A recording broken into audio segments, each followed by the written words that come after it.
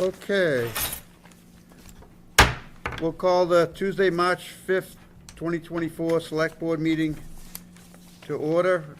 Before we start, I'd like to have a moment of silence for one of our longtime public servants, Edward Raynard, that passed away. He had a hand in starting the Neighbors in Need program. He served on both the elementary and Masco school committees, and he was quite involved with the history of Middleton. He was a member of the Historical Society, and he would sometimes write articles in the Tri-Town on Middleton history. So if we could have a moment of silence for him, please.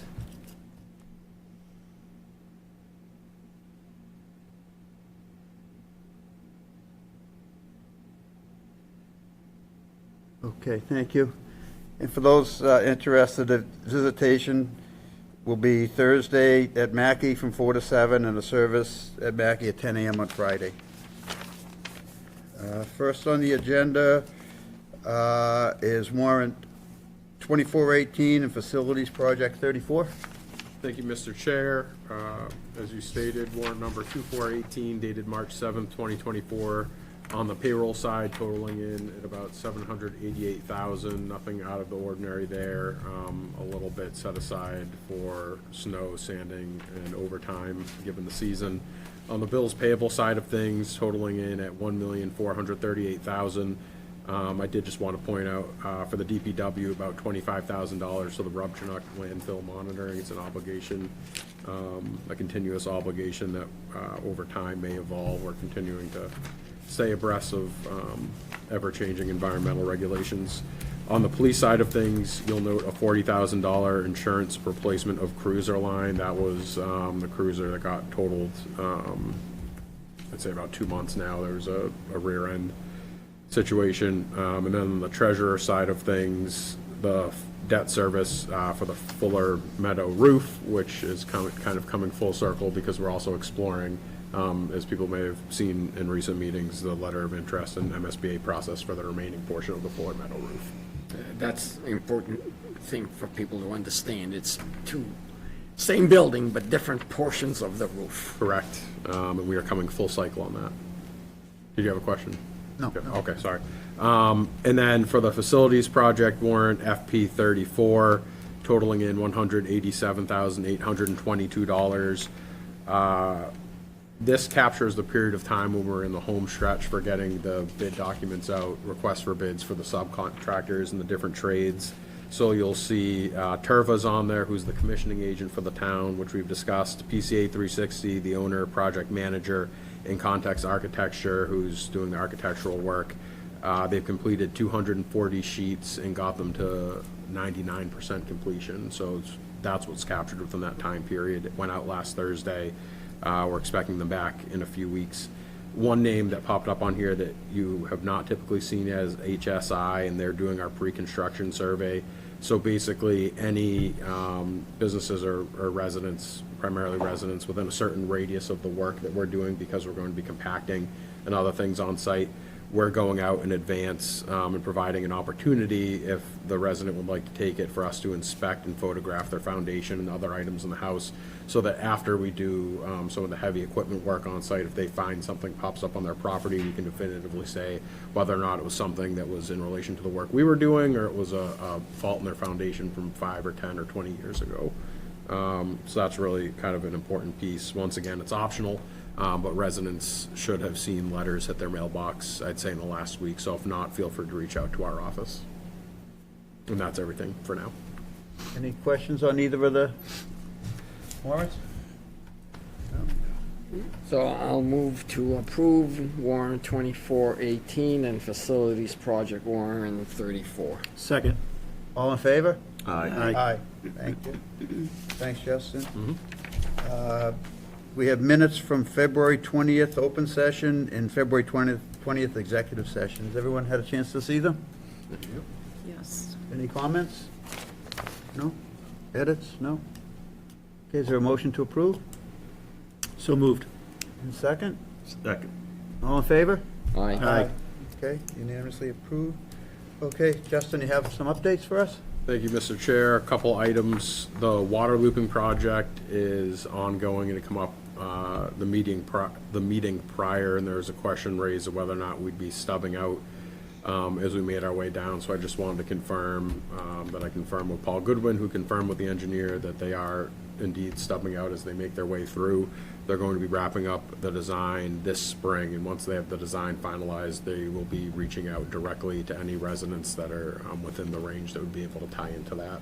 We want to give them enough lead time, basically, if they want to make that financial commitment, they're able to. Do you know how do many so. linear feet, or just trying to figure out how many new homes or old homes could hook up? Yeah, I'm not sure, but I'll get you that one.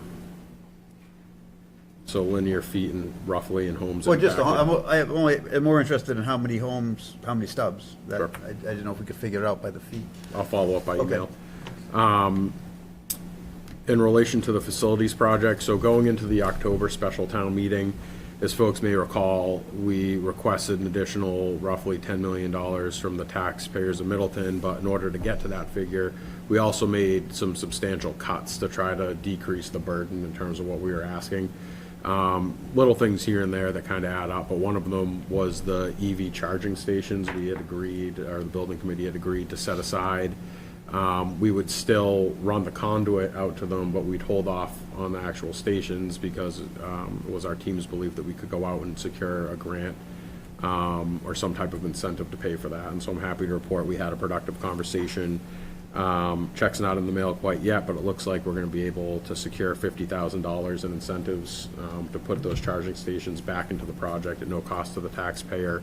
It would equate to about 4 to 6 charging stations, and it would actually pay for some of the conduit that we were going to run out there anyway. So it's kind of a win-win. So I put that group in contact with our OPM, and they're going to be finalizing the Can I ask, who details. can we thank for that? And who applied for that?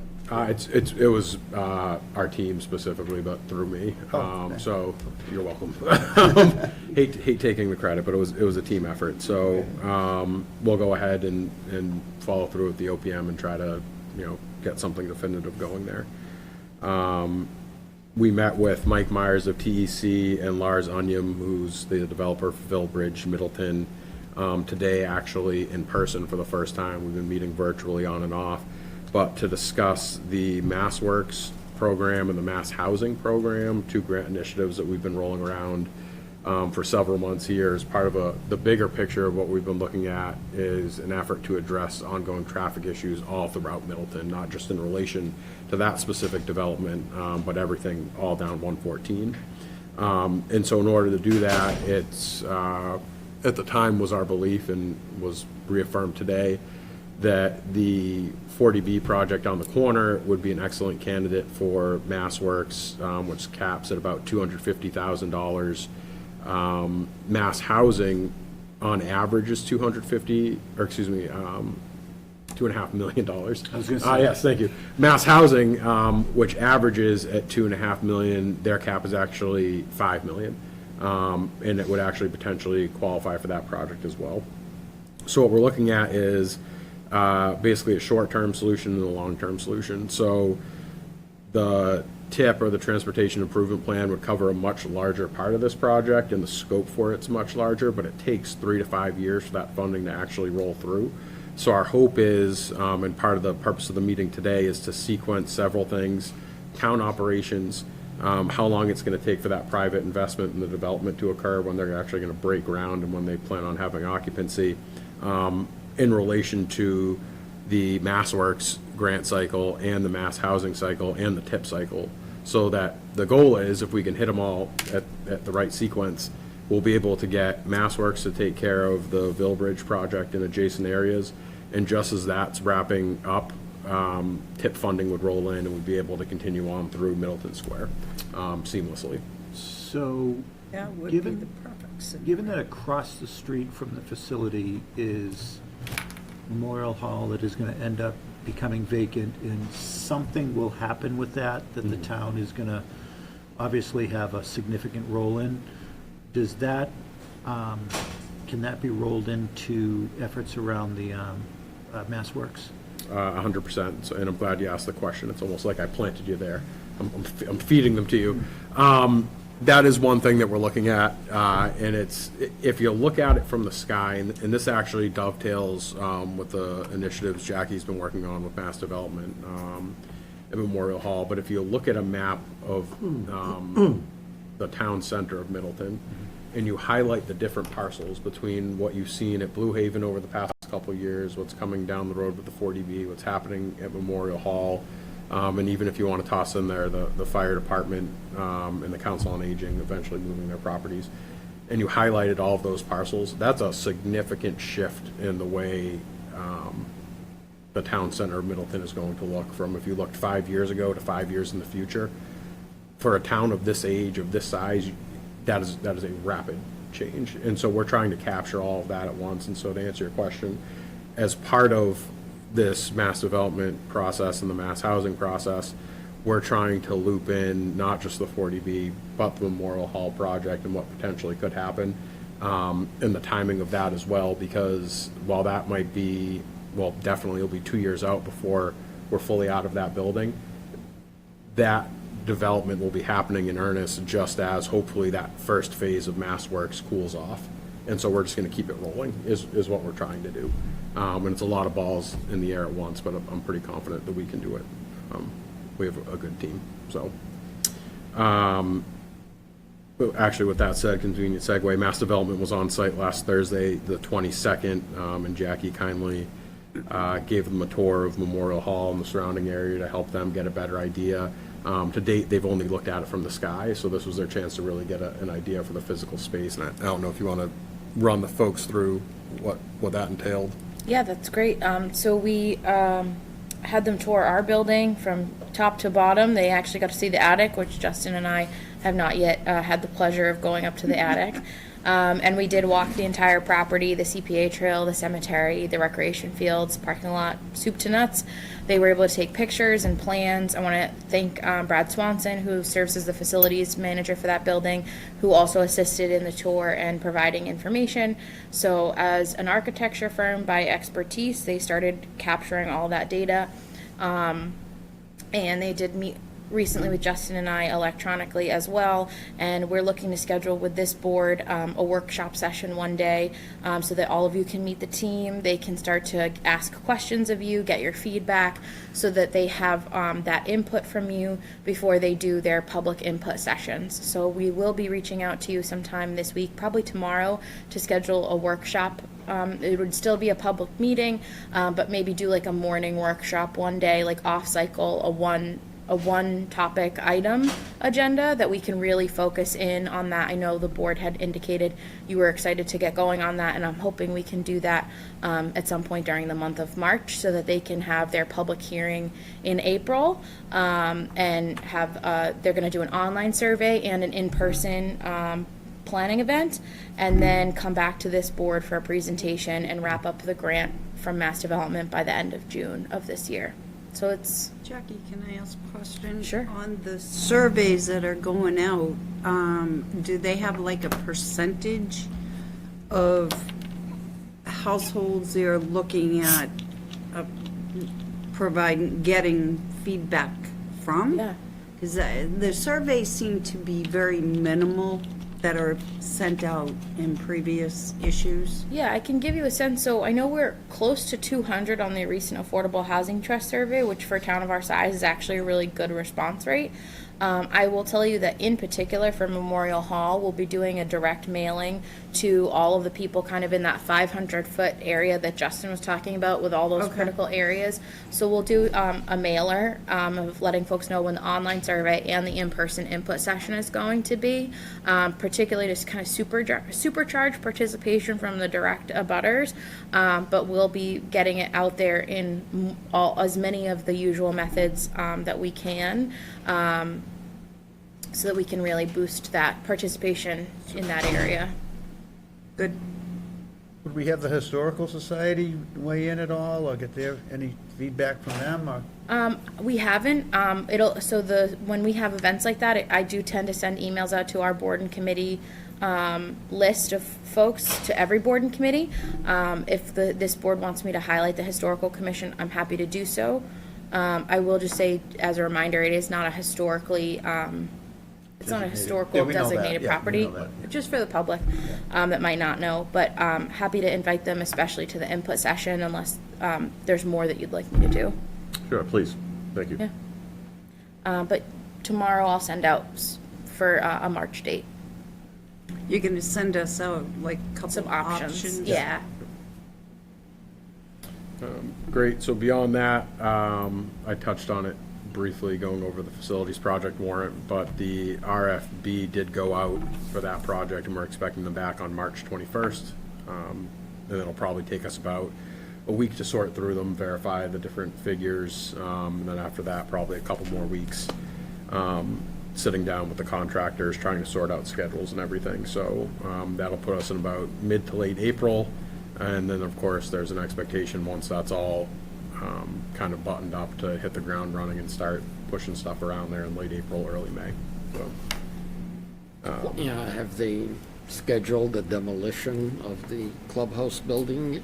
it's a question that's been raised, but has not been, a solution has not been offered yet, or a timeline has not been offered. Any opportunity for the fire department to do any training?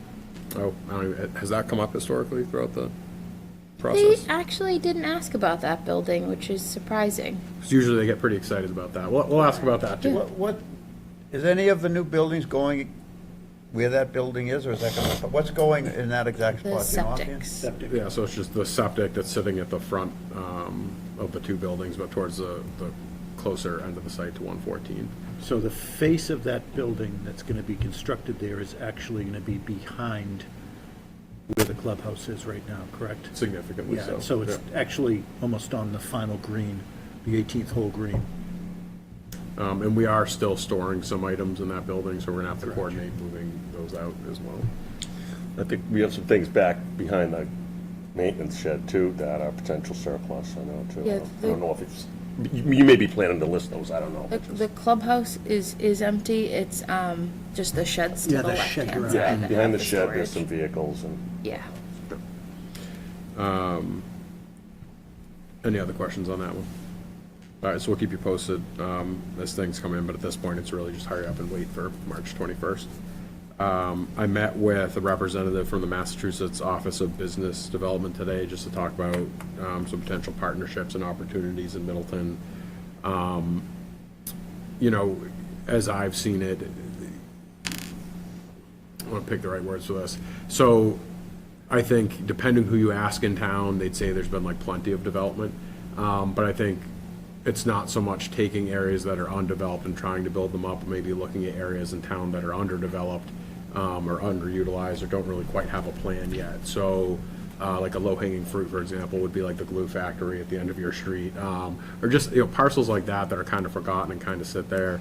The Candlelight, potentially trying to find some way for that property would work. So I'd like to take a hard look at those and see if something can be put in there that would, well, A, generate more tax revenue, B, clean up a potential blight, or C, just provide an additional amenity for the residents of Middleton. So that's kind of the goal for those. So if there are any in town, beyond the ones I listed that come to mind, areas that you feel like are significantly underutilized or underdeveloped, just bounce it off us. And we're trying to take a little bit more of an economic development tilt and being a little more proactive in terms of the planning from that perspective and just trying to be business friendly. So That's great.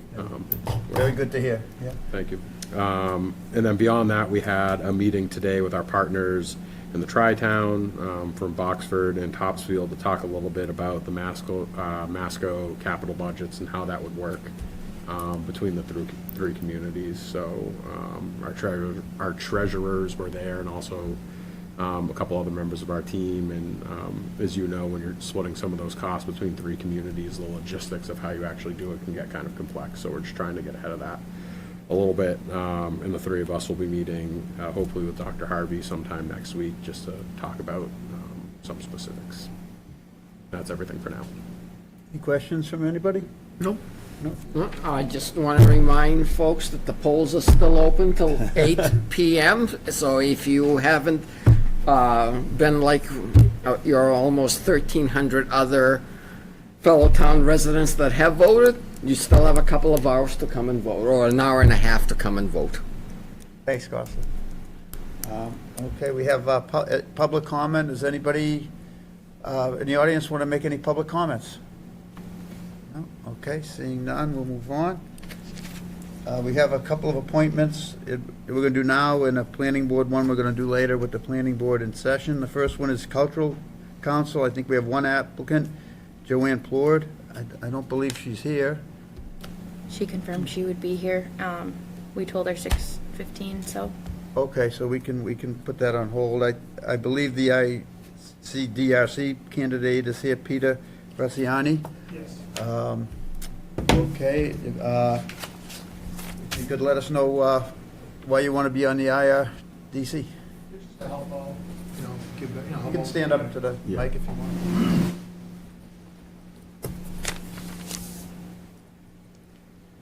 Yeah, just help out. No real big reason, just to, whatever I can do to help out with anything they need help with. So we have your information. If you could just, mainly for the folks that will be watching this, So, you'd be surprised, you're going to become a celebrity on TV, but tell us a little bit about yourself, your background, Yeah. and how you think it'll relate to this role. so yeah, I do, I own a property management company, in the North Shore, so I manage like 300 apartments, and we just basically keep everything maintained. We have our office in Peabody, lead property management, on Main Street, and most of our stuff's in like Lynn, Saugus, Peabody, Salem. Do you do any manage. property management in Middleton? No, no, Yeah, are the properties you manage, commercial or residential? all residential, really affordable housing. Any other questions from any board members? I do not. No, thank you for your interest. Yeah. No It's problem. always nice to Thank get, you. we always need volunteers, so thank you very much. So, we have openings for a regular member and an alternate members. I assume you'd be interested in being a full member? Yeah, Okay. absolutely. And that'll fill out the full that'll give it a full member board, correct? Yes, we'll just have 2 alternate vacancies. Right, and if I could, Mr. Chairman, I'd like to nominate Peter Graziani for full member of the ICDRC committee. Second. I'm not sure where that term limit is, they're not listed. Is there a term? Look at, the- Oh. Is it on I the, think I'm it's sorry. age 25, though. I think so too. do you have it, Vic? Yeah. No, you have it. No, I didn't know if you It knew it. didn't- Oh, no, I don't, I'm sorry. The paperwork, I didn't know if you I knew. always usually get it back by this point. so Boyle, I it's can- usually right there, right? Yeah, I am. I don't know, I always thought Costa knew this all by heart. I just I got learned caught. last I meeting, just he got looks caught. ahead. I never just meet do your more heroes. homework than you For do. me. 2 different dates. One would One have would be been, for the alternate. yeah. Oh, once for all, would have been if he took the alternate, so which is the full? I would go the later date. The 26th. So it'll be to June Through June 30th, 30th, 2026. Perfect. I second that motion. Okay, all in favor? Aye. Okay, congratulations. Thank So you, you'll Thank you, sir. go to the town clerk and she'll swear you in, Okay, and the chair of that committee will send you the agendas and awesome. like that. Thanks, We'll guys. get a Have a good copy day. of Hey, thank you for the serving, I form. appreciate it. Thanks. Thank you. Thank you. Respectfully, would you folks send me, can you Yeah. send me the packet down and I'll do what I normally do? Thank you, Pretend like you know the dates. very much so. Check that you didn't miss signatures. Yeah, you've got a couple. Okay, for those that don't know, our town planner is moving on, so the town needs to hire a new town planner. And there's gonna be a screening committee to make recommendations to the select board. And that committee is gonna be Justin and Jackie, one member of this board, one member of the planning board, who the planning board will pick, and one member of the ZBA, who they will pick from among their members. So we need to pick a member from this board. I think most or all of us, other than Deb, have been on these boards at various times. So I don't know if Deb would like a I would shot at it. accept that. I can squeeze it Anybody in. else has any comments? Temporary. Make a motion to create the Yeah. committee. So, Oh, Mr. okay. Chairman, I would move that we create the Planning Director Screening Committee, which will be comprised of the Town Administrator, Assistant Town Administrator, and HR Director, one member of the Select Board chosen by this board, and a member of the Planning Board, and the ZBA chosen by their respective boards. Second. Thank you. All in favor of the committee? Aye. Aye. Mr. Chairman, I move that we approve and appoint Deb Carboni as the Select Board Representative to the Planning Director Screening Committee. A second? All in favor? Aye. Aye. Okay, thanks, Deb. Thank you, Deb. Welcome. Just don't tell Bob. It's a technicality that you do need to appoint us as well. I'm Oh, sorry. okay. I So need to is there a rush you motion through to it. appoint, Well, and the motion to create included you two. Two, so create. Oh, sounds that's like a right, when he point. made the motion, it said you two. If you prefer another vote, we can. Mr. If you Chairman, I feel move that comfortable, we, you're fine. I move that we appoint the Town Administrator and the Assistant Town Administrator, HR Director, to the Planning Director Screening Committee. Thank you. All in favor? Aye. Opposed, if any? Okay, we have Scott Cameron with us. So we're planning on selling the Locust Street property, and I think Scott's here to give us some ideas of, help us with planning on that, and give us some guidance. So I don't know, Justin, if you want Scott to start, or you had some comments first? Sure, I can cue you up. So first, you're throwing me off with the beard and glasses. I'm looking at your headshot that was provided in the packet. I'm like, is that the guy? So it's nice to meet you in person. Mr. Cameron and I have had a couple conversations. What really kicked us off was initially the direction from the board asking that we work to dispose of the Locust Street property. As part of that, we went through the early stages of the appraisal process and then had a kind of, hey, wait a minute moment. Should we maybe do some early engineering on this to really maximize the interest in terms of people coming to look at this parcel? As part of that conversation, I was directed towards the Moore and Cameron Group. They have extensive experience in civil engineering, land surveying, and environmental consulting. It would be an excellent fit for this type of work. Mr. Cameron is actually a Middleton resident, which is an added bonus, so he has a good understanding of the feel of the community, which is helpful in terms of what the residents are looking for, or sometimes not looking for in any given town. What we're really looking to discuss is the Locust Street parcel is fairly large. There's good opportunity there for the town to really shape what becomes of that parcel, and that's something for me that's always concerning. When you have town-owned land and you're looking to get rid of town land by selling it or otherwise, you're also giving up control. And so having this conversation today to kick off what potentially would be an opportunity for you to shape what ends up being there as an end product, and the possibilities are really endless. It's just a matter of logistics. And so, on the end of the select board, getting feedback from your fellow residents and neighbors in terms of, what they feel would be appropriate is definitely a component. And I think as you move through this process, soliciting feedback from the citizens is probably the top priority to, live in that neighborhood, but also town-wide.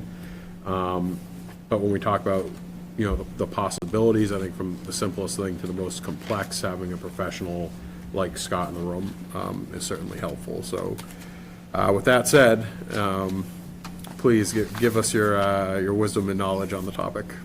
Sorry if I said. Yeah, thank you. Gonna lower that down. And thank you for having me tonight. Justin had reached out to me a few weeks ago, and I think I've met and I've been in town a long time. I think we've all crossed paths at some point or another over the years. I moved to town in 2008, just a little background. And my partner, John Moore, also has been in town for a long time. He built his house over on, right around the corner here. I was on the founding Rail Trail Committee. I was in the initial onset of the Stream Team Commission. I've spent my last 7 or so years pretty dedicated to youth soccer, Middleton and Masco, which has been my other part-time job. But when this came up, the call from Justin, it sparked a couple of really strong interests of mine. One is obviously my profession and career, which has really been shaped by land planning and development and coming in and speaking to boards and helping shape a lot in the private sector, but development projects. My focus has been more on the larger scale side of development, so parcels like this that aren't a one lot, one-off thing, but taking a deep dive into what you have for real estate there,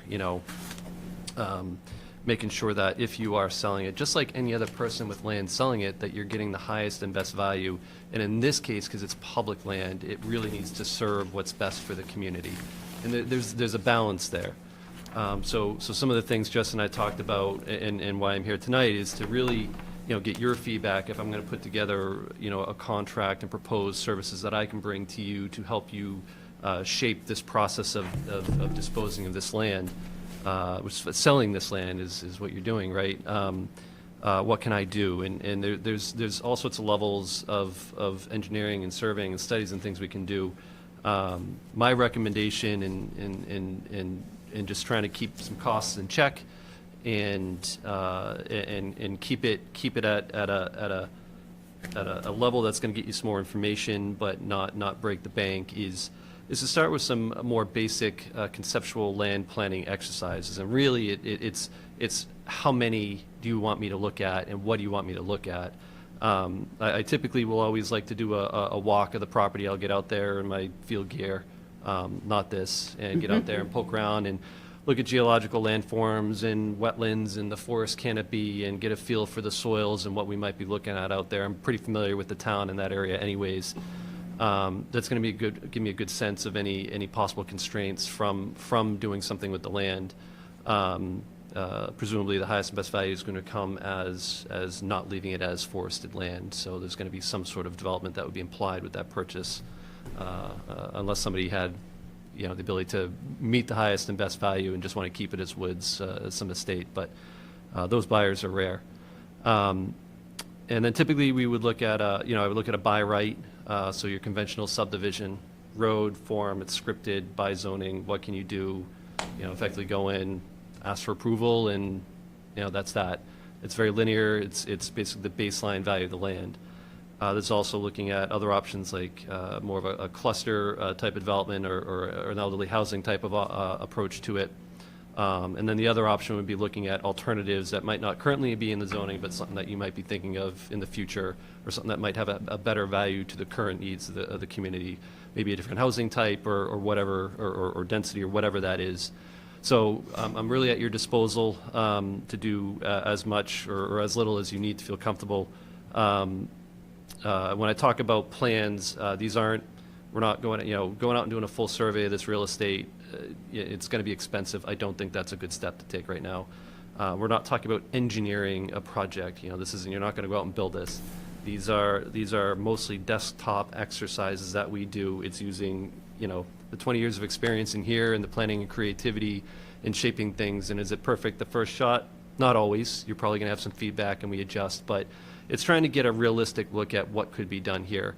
That's going to, again, balance the needs of the community to get the highest return. And I understand you've already engaged an appraiser with Mingo Corporation, which is good because I do work with them on the private side as well. So we have a relationship there, and we could work together with them as well in helping to shape that concept. So, really I'm here tonight to see, what it is you're interested in and how I can best serve you guys in this proposal.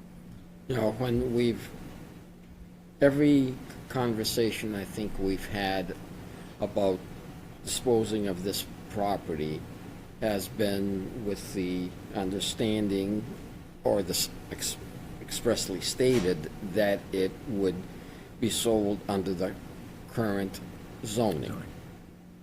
So current zoning is, single-family homes. So I think that's what,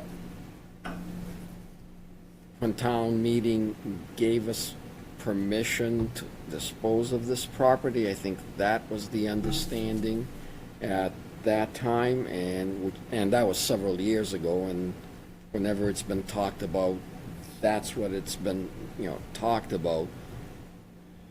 So I think, that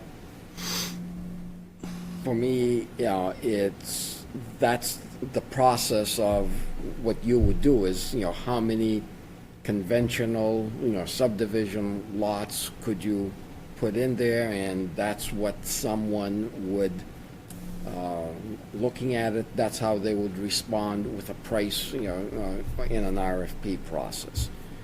If doing something other than that, I think would, require, either a variance or a zoning change, and which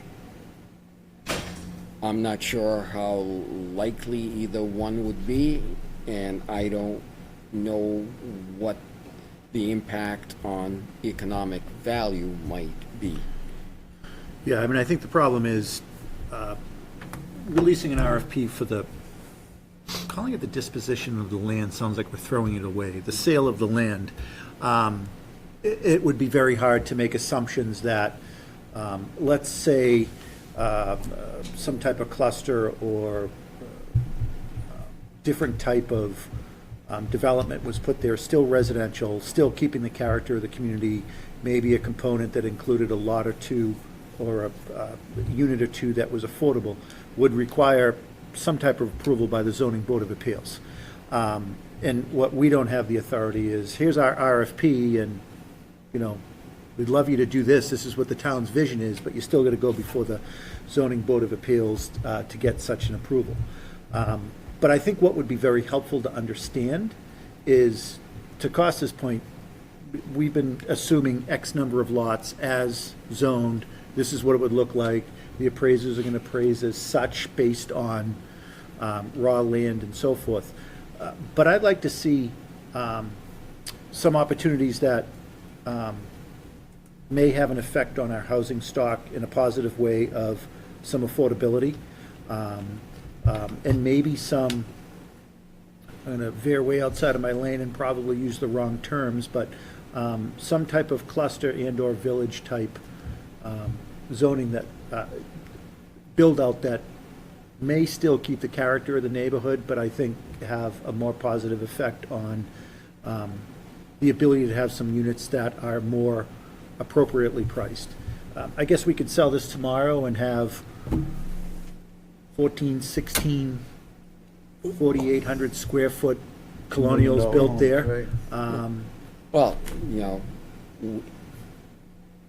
we can say, you know, single-family homes, you know, 14 lots or whatever, but if we wanted to say we want these homes to be sold, resold at a certain affordable level, I think, you know, we can do that. It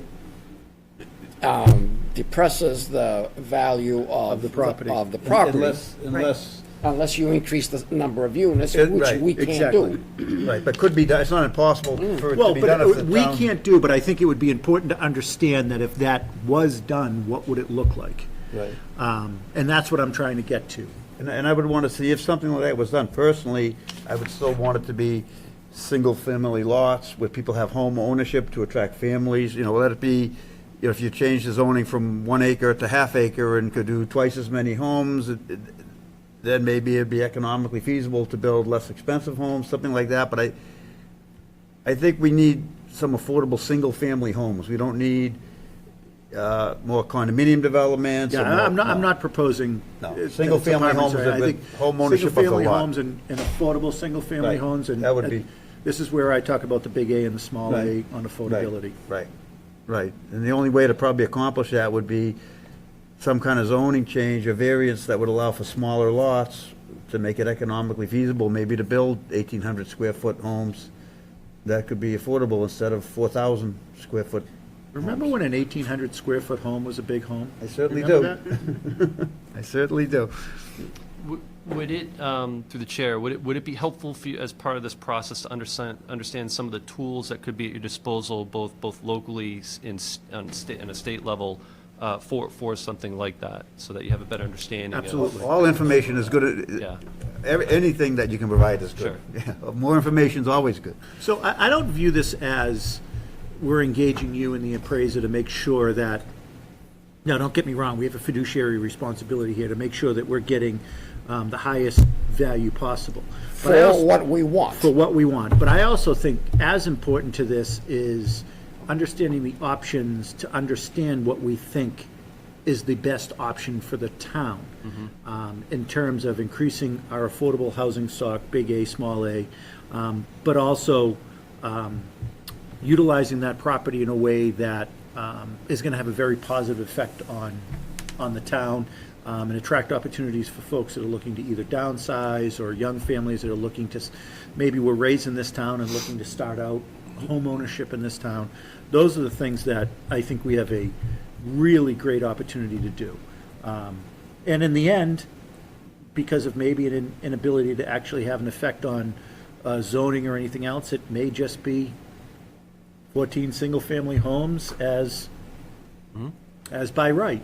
But I think it would be important to, I don't want to go down a rabbit hole of utopia, but trying to figure out what some options are that would make allow us to, because when we devise this RFP is our ability and opportunity to say, we're looking to sell this property, but we're going to sell it with this, and that caveat. And that's the beauty of the disposition of town property. So we have to decide what Scott's charge is, what we're expecting, I guess. I don't know if anyone has more specifics of the next steps for Scott. Is it- Well, I would say the first part of the charge is we have made some assumptions of as zoned in the raw land there, we think X number of lots, as zoned, as it sits by right, X number of lots. Are we right or are we wrong? I think that's yeah. the first charge of, Yeah. all things being equal, nothing else gets done, you want to dispose of it, this is how many lots. I've heard the number 14. Yeah, a couple times. we're thinking plus or minus. We're only guessing. Yeah, we don't know how much road is bar going to set. take up, or, Right. right. Sidewalk. I mean, And there's so then- much. I think the second part of the charge that I'd kind of recommend is within some reasonableness. I mean, I don't want you to come back and with a massive proposal for a zoning change, you could put a nursing home there. That's not the direction we're looking to No. go. So I think really that first charge and then the second charge is what are some things that we can do to drive some access to affordability, but also Single-family home, affordable concept, 1,800 square feet is what I heard, somewhere in that window. Well, even 15 to 18. Whatever it But is, they- yeah, it's something But the like only that. avenue to do that would be a variance or a zoning change. There is no other avenue to do that. Well, if you want to increase the number of lots, yes. Right. If you just want to do what the current zoning allows for lots, but, limit what the person that buys it builds in terms of size of house, we can do that. But that would drastically reduce That the could value. re- That could reduce your rate of return on the That's- Cut it in investment. half. Yeah, that's the Right, trade-off. right. Mr. Chair, just as a check and balance there that I think may ease some concerns as a reminder, which I'm sure it's all in the back of your mind, is even if you went forward with a zoning change, you'd still have to go to town meeting. Right, approval. right, exactly. And so you're not subverting the Right, prior right, town meeting. Right, right. And I surely don't want to develop any type of spot zoning up there, nor should we. And I'm not, there may be some groans and ahs on this, I'm not so tied to a single-family home concept. What I surely would not want is any type of garden style or, at best would be probably like 2 units. Some will call it a duplex, but I really want to drive affordability, but also ownership there. But also affordability and ownership that, it's not lost to me what the value of, and the cost is, of a single-family lot is in this town. There's a reason why people are building 4,500, 5,000-plus square foot homes, because, there's lots being sold off of River Street now on an extremely high incline that are going for $650,000. It's kind of hard to pay $650,000 for a lot and put a 1,400 square foot ranch on it. You've lost your value of your property and your resale value as it sits today. Who knows what it'll be in the future? So I think you get where I'm going I on think this. if we're going to go to make them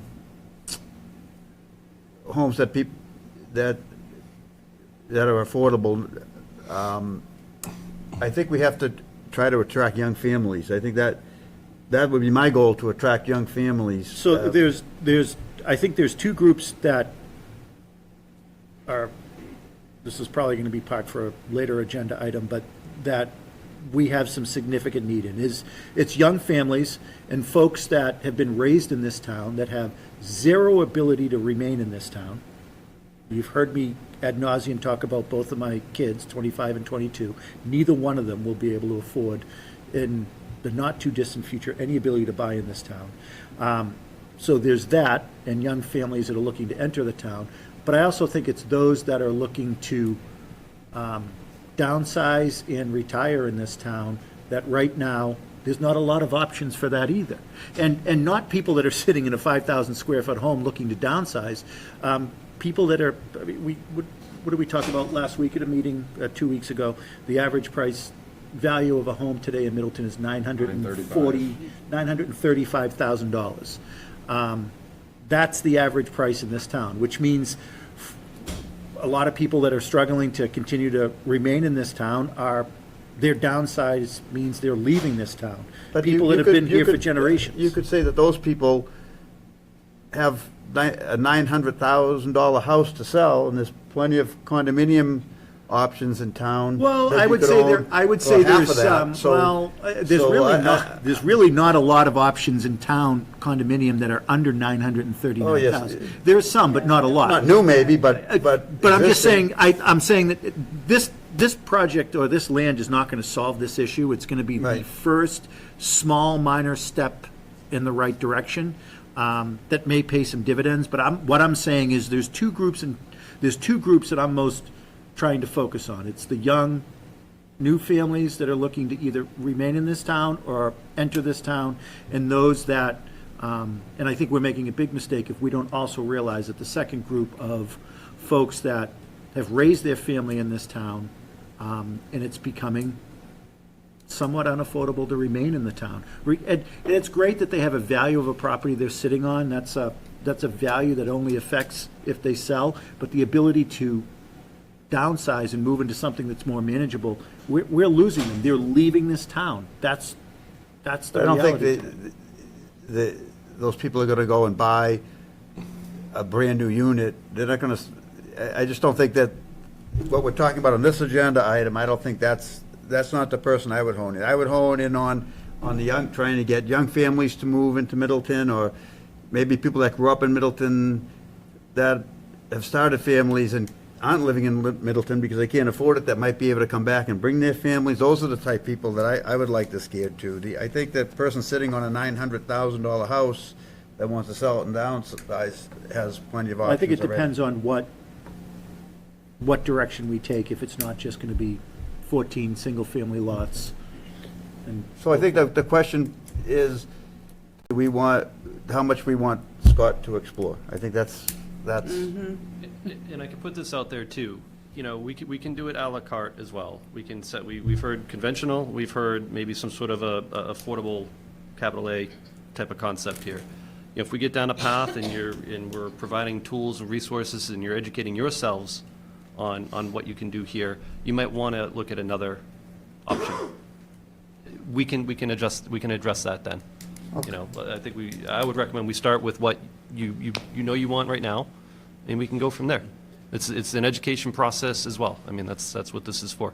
Mr. Chair, if I could recommend, I think the five of you have given sufficient feedback. Maybe Mr. Cameron and I can workshop something and bring it Okay. back to you. It's, you know, there's, people hear density, and it makes the hairs rise on the back of their neck. And, you know, there's certainly a mix in Middleton. I don't think a Ferncroft 2 would be appropriate there, but there are neighborhoods like Brigadoon that are very much beloved in town that are denser than typical.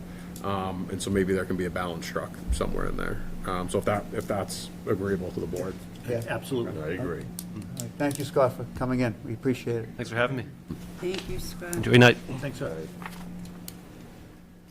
Moving back to agenda item 3. Is Joanne Plord here? I don't think she's here, Brian. She, Mr. Chair, I did misspeak earlier. I meant 6:50, not 6:15. Okay. She was We'll up put for it- cultural and planning, so she may still come. Okay. So if you come, let me know. And we do not have the gentleman for our 6:50 liquor license request yet. Oh, sorry. They told me you were coming on Zoom. Change your mind. That's cool. We appreciate it. Sorry about that. For purposes of this, is this an actual public hearing? No, it's just a public meeting. It's right on time anyway, so. Okay, so we're right on time, 6:50. Vote on a one-day liquor license for Winter Hill Brewing at the lot on South Main Street. I think this is for multiple dates. Correct. Okay. So if you want to let us know what exactly you want to do. Bring this up if you don't mind me sitting. Yeah, so we are quite simply trying to add a beverage service to the lot on Main Street, which is about 100 yards that way. Our proposal at the outset requests permits for Saturday and Sundays from April 20th, I believe, through June 30th. So it would just be operated during the weekend hours from noon to 8 o'clock at night. Our intent is, really to in no way change the experience for, the lot. It's definitely something that represents a family-friendly, very relaxed, casual, picnic table style event. We're simply trying to, supplement that with beer and wine service during those hours, only on weekends. So you're asking, in essence, for 22 one-day licenses? Correct. And the fee, I believe, is $50 per day per Correct. license. Yep. Any other questions? Or? So,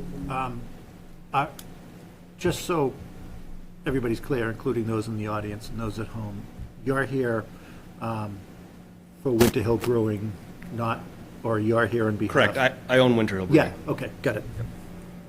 And, where would the sale of the alcohol, the beer, where would that be, and how would it be contained and monitored so, no underage drinking? Sure. Yeah, so we would probably, for liquor control, we would use wristbands. When you purchase a beer, you're ID'd and you get a wristband if you're over 21. And that we find is the easiest way to quickly monitor who can, consume and who can't. We have had some communication with the police chief, and he recommended two things. He would like to have a police detail there for the first 2 weekends. So the last, April 20th weekend and the 27th, for him to kind of evaluate our program and make sure we are, following all protocols and operating responsibly. He also asked that we contain the liquor service with physical barriers, which we can certainly do. I just need to think through what kind of shape that should take, but both of those make total sense. Yeah, I've been to a food truck lot up in Wells, Maine, that actually has a beer garden there. I think there's a couple of different breweries that come in regularly to it's a little bit bigger than this location. And what they actually do is they have a designated area that you can eat and drink alcoholic beverages, and then they have another area where no alcoholic beverages, and it's just picnic tables. I think that's what the chief was kind of getting at. It's not so much like your family's going to sit over there and have their burger and tacos, and you're going to sit over here by yourself and have your beer and burger and tacos. I think it's either or. Because I think if I am stating correctly, that's kind of what the That was how I chief's- interpreted it, and I was going to create a diagram and pass that around to the police chief as well. And It's actually required of the policy, so we Right, do need right. that before you get We started. need to, honestly, I'd like to see it. we could What's certainly. your experience in the past of doing these outdoor type of beer garden things?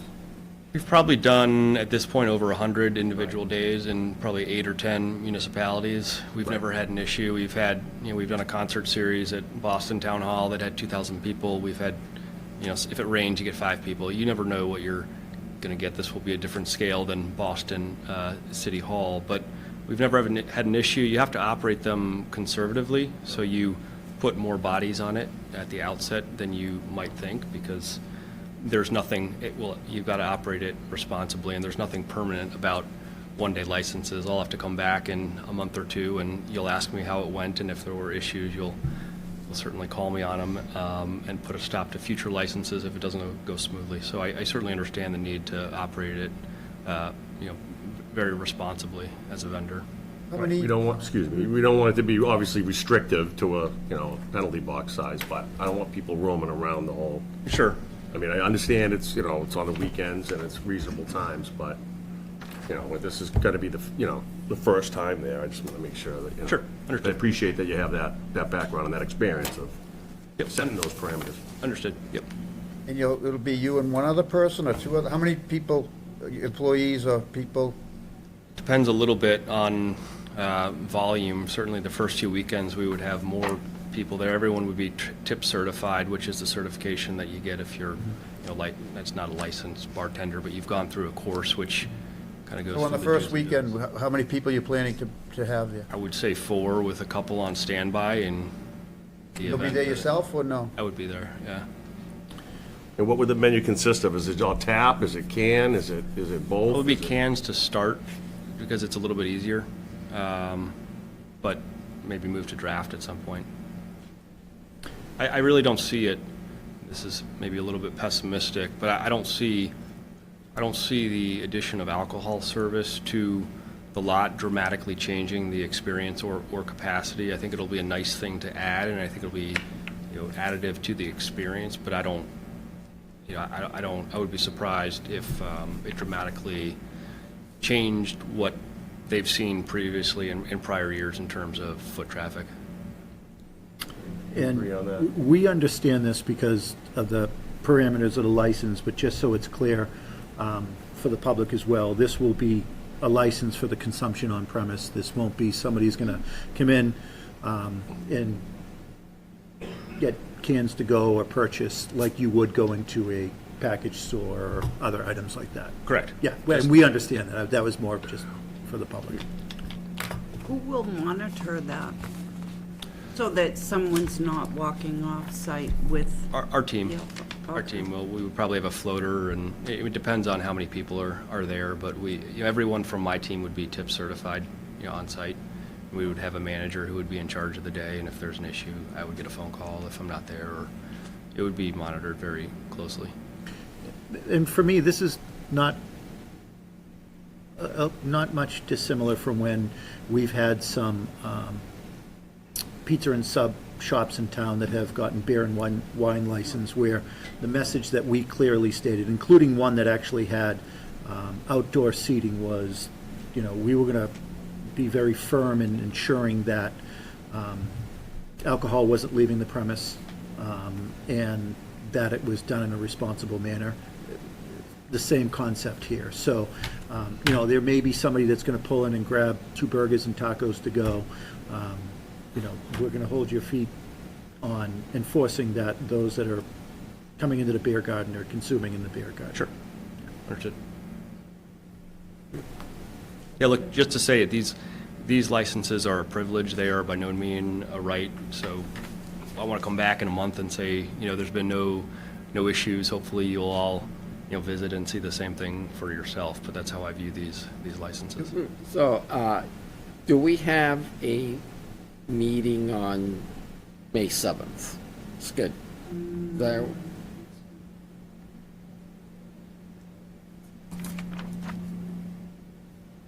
we have one on the 14th, so we wouldn't have one on the 7th. okay. 14th is town meeting. No, 14th is town meeting. Right, Oh. right. So we'd We definitely have a probably- meeting that We night. might have something before. So we might do the pending. 7th. So, yeah, the reason, you know, I'm asking, I'm a little leery of approving, you know, 22 tonight, but, you know, that's why I said, you know, May 7th. I'd be willing to approve, you know, those first 3 weekends and have, you know, if we have a meeting on the 7th, if there've been, you know, no issues, you wouldn't need to come back. We can just approve, you know, the remainder. But approving 22 and then for unforeseen reasons, there are issues, then we're kind of stuck. I agree. So Jackie, would the current application cover that, or would he have to reapply? Yeah, all we would do, the license you signed tonight, we would just amend what we would have you all sign. And then, based on the motion I think I heard, we wouldn't ask Winter Hill to come back. We would just approve it at one of. Wouldn't even have to reapply and fill Yeah. out all the paperwork. We, he no, filled no, out. no. He We would just take another affirmative It would just vote. be another vote and another, and we'd sign a second piece of paper for him to display on site.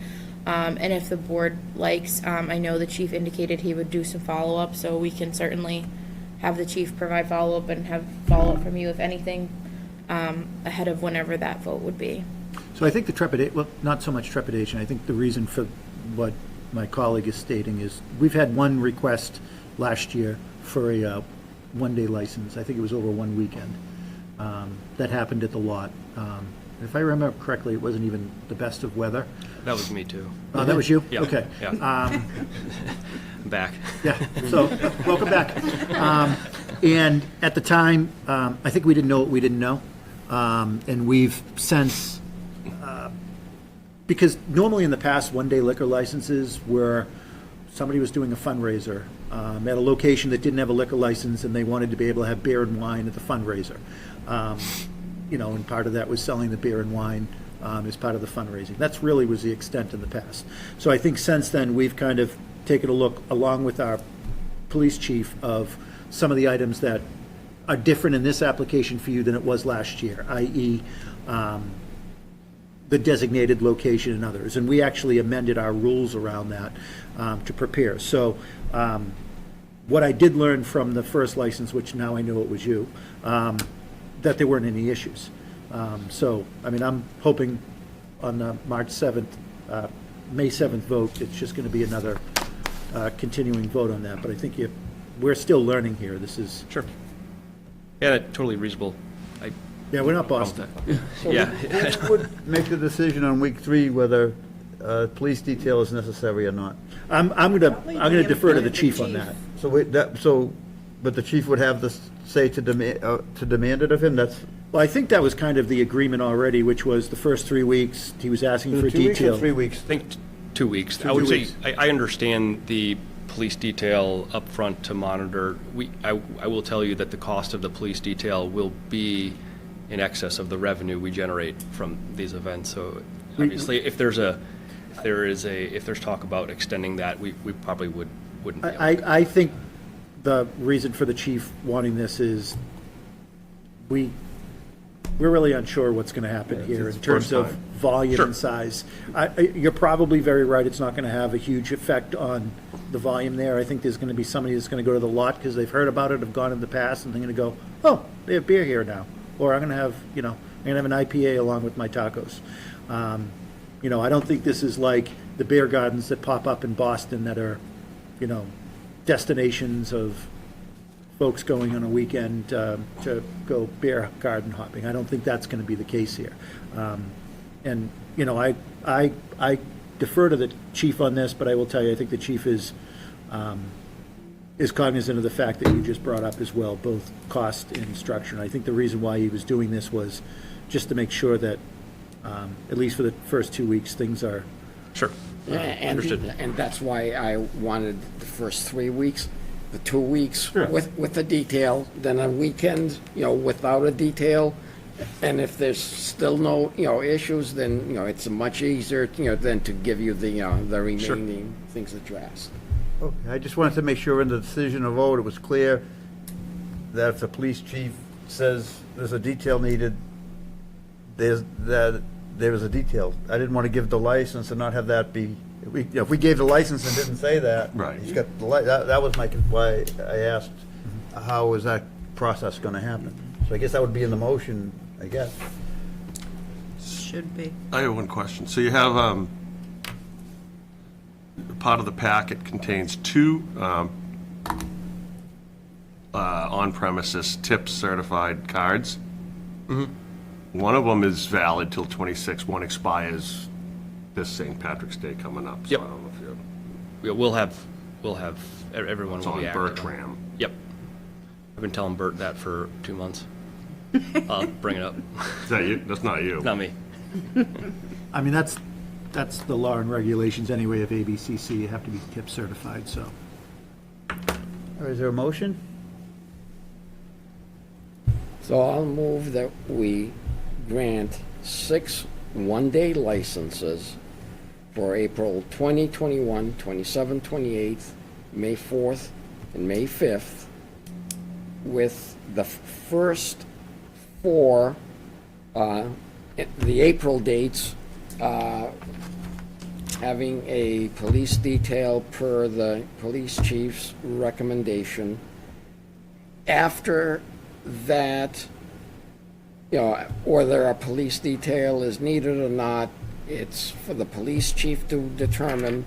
And on May 7th, provided that there are no issues, we will grant the additional requested dates through June 30th. Second? Okay, all in favor? Aye. Okay, good luck. Thank you. Thank you. Mr. Chair, could I request a 2-minute recess just to set up the tables for Sure, the State sure. House delegation? Okay, Thank you. yeah, 2-minute recess.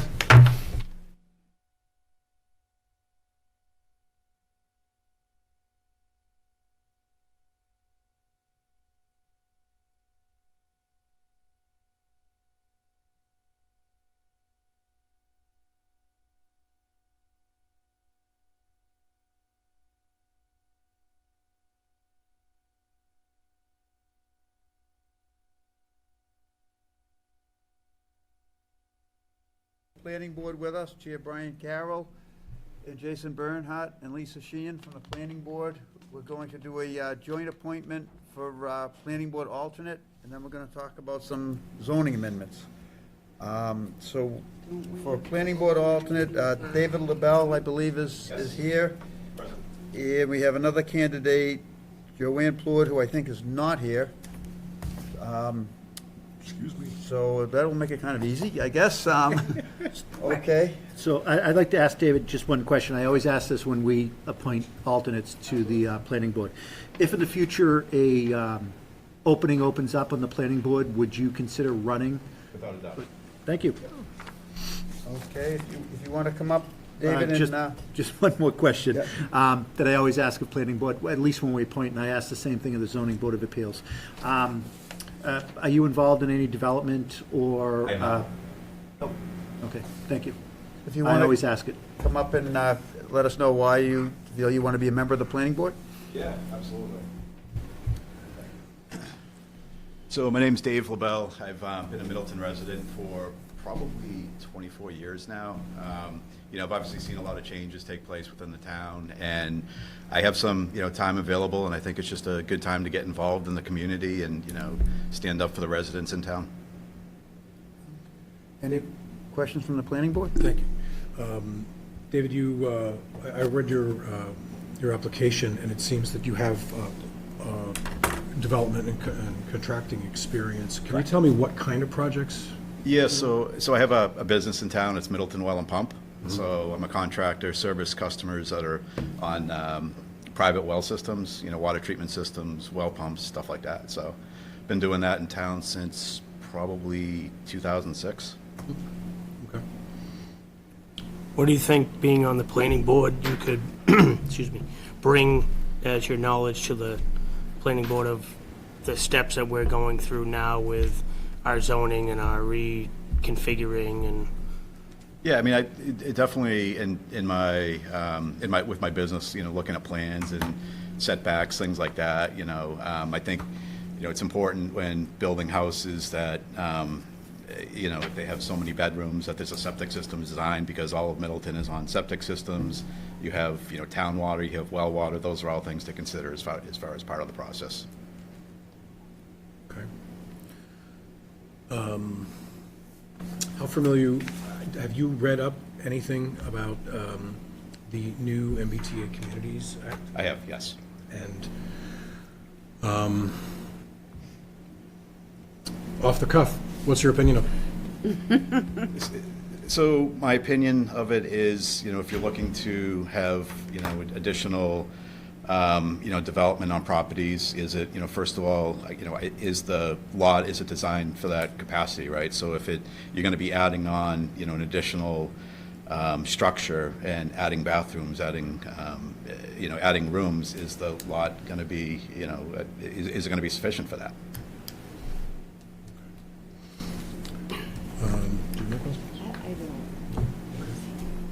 Anything from the select board? Anything with the members? select board? I've already asked my questions. Thanks. No, I'm aware of Dave. Yep. I appreciate your interest, and I think it'd be a fine addition. David, generally speaking, are you available a second Wednesday of every month? Yep. Okay. And sometimes Tuesdays, 2 Tuesdays. I can During make my- special circumstances, yes. Yeah, I mean, I do have a 10-year-old daughter, but I'll have to shuffle some things around. Yeah. Does anyone have a motion they'd like to Mr. make? Chairman, I move that we approve David LaBelle or Level? LaBelle. LaBelle. David LaBelle to the Planning Board alternate position for a term through June 30th, 2025. I'll second. Okay, I'll take a roll call vote because we have two boards here. Lisa? I Yeah. agree. Brian? Aye. Aye. Deb? Yes. Rick? Yes. Costa? Yes. Brian? Yes. And I'm a yes as well. Congratulations. Excellent. Thanks so much. Welcome aboard. Hey, Thank you. Thank you. So you'll go see Eileen and get sworn in, but even though you aren't officially sworn in, we have the planning board here. Why don't you, we're going to have a discussion on some zoning. Why don't you have a seat? Sure, absolutely. Surprise. We'll leave Throwing it. you right in. There we go. It's an easy one, don't worry. Just realize you're not Might as well jump in feet first. just realize you're not getting paid for tonight.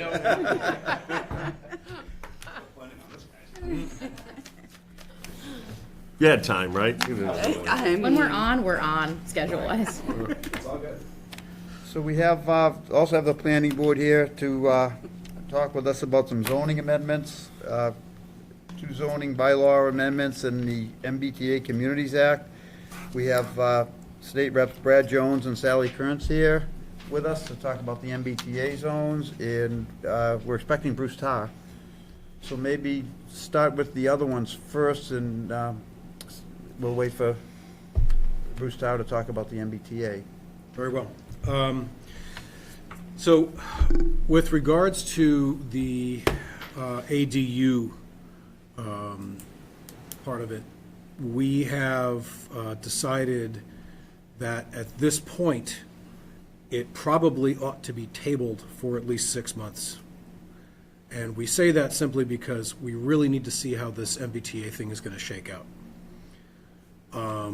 With regards to the two-family house part, we need to absolutely table that for at least a year. And I say that because in our efforts to put this out before the town meeting, we did, as Inspector Scott Fitzpatrick told us, that there were some holes in what we had created. We hadn't quite gotten it 100%, and we're not really interested in putting out a product, so to speak, that is not completed. The problem was dimensional restrictions, and that would allow for people to build haphazardly, probably exactly not what their neighbors want them to do, et cetera. We need to be a little more measured on how we control that in order to make it continue to have Middleton be Middleton in the kind of environment that we want, the look that we want. We don't want things just popping up like mushrooms because somebody says that they can. With regards to the ARD, or ADU, excuse me, this is already possible through special permit, if I'm not mistaken. So it's not impossible for somebody to do that already. It's just more hoops.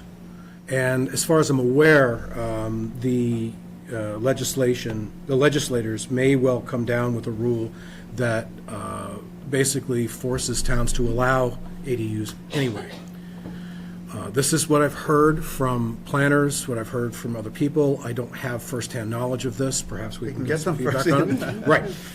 But our theory is that for the moment, because we're facing the MBTA Communities Act, we should table, not kill, but table the other two portions of what we put out until, as I said, things shake out a little bit better. I agree with you on that. The only thing I would add is, well, you said 6 months. I don't think it's proper to ever consider zoning amendments at a special town meeting. I agree. I think they need to be done at a May town meeting where everybody comes, so. So a year, yeah. I would so we say, could put at that least off a year. to a year. Yeah, we can put that out also. for a year. And I would argue that will give us time, we, the collective we in the town, to actually have and engage in a much more thorough discussion on this. I mean, you guys know where I am on ADUs.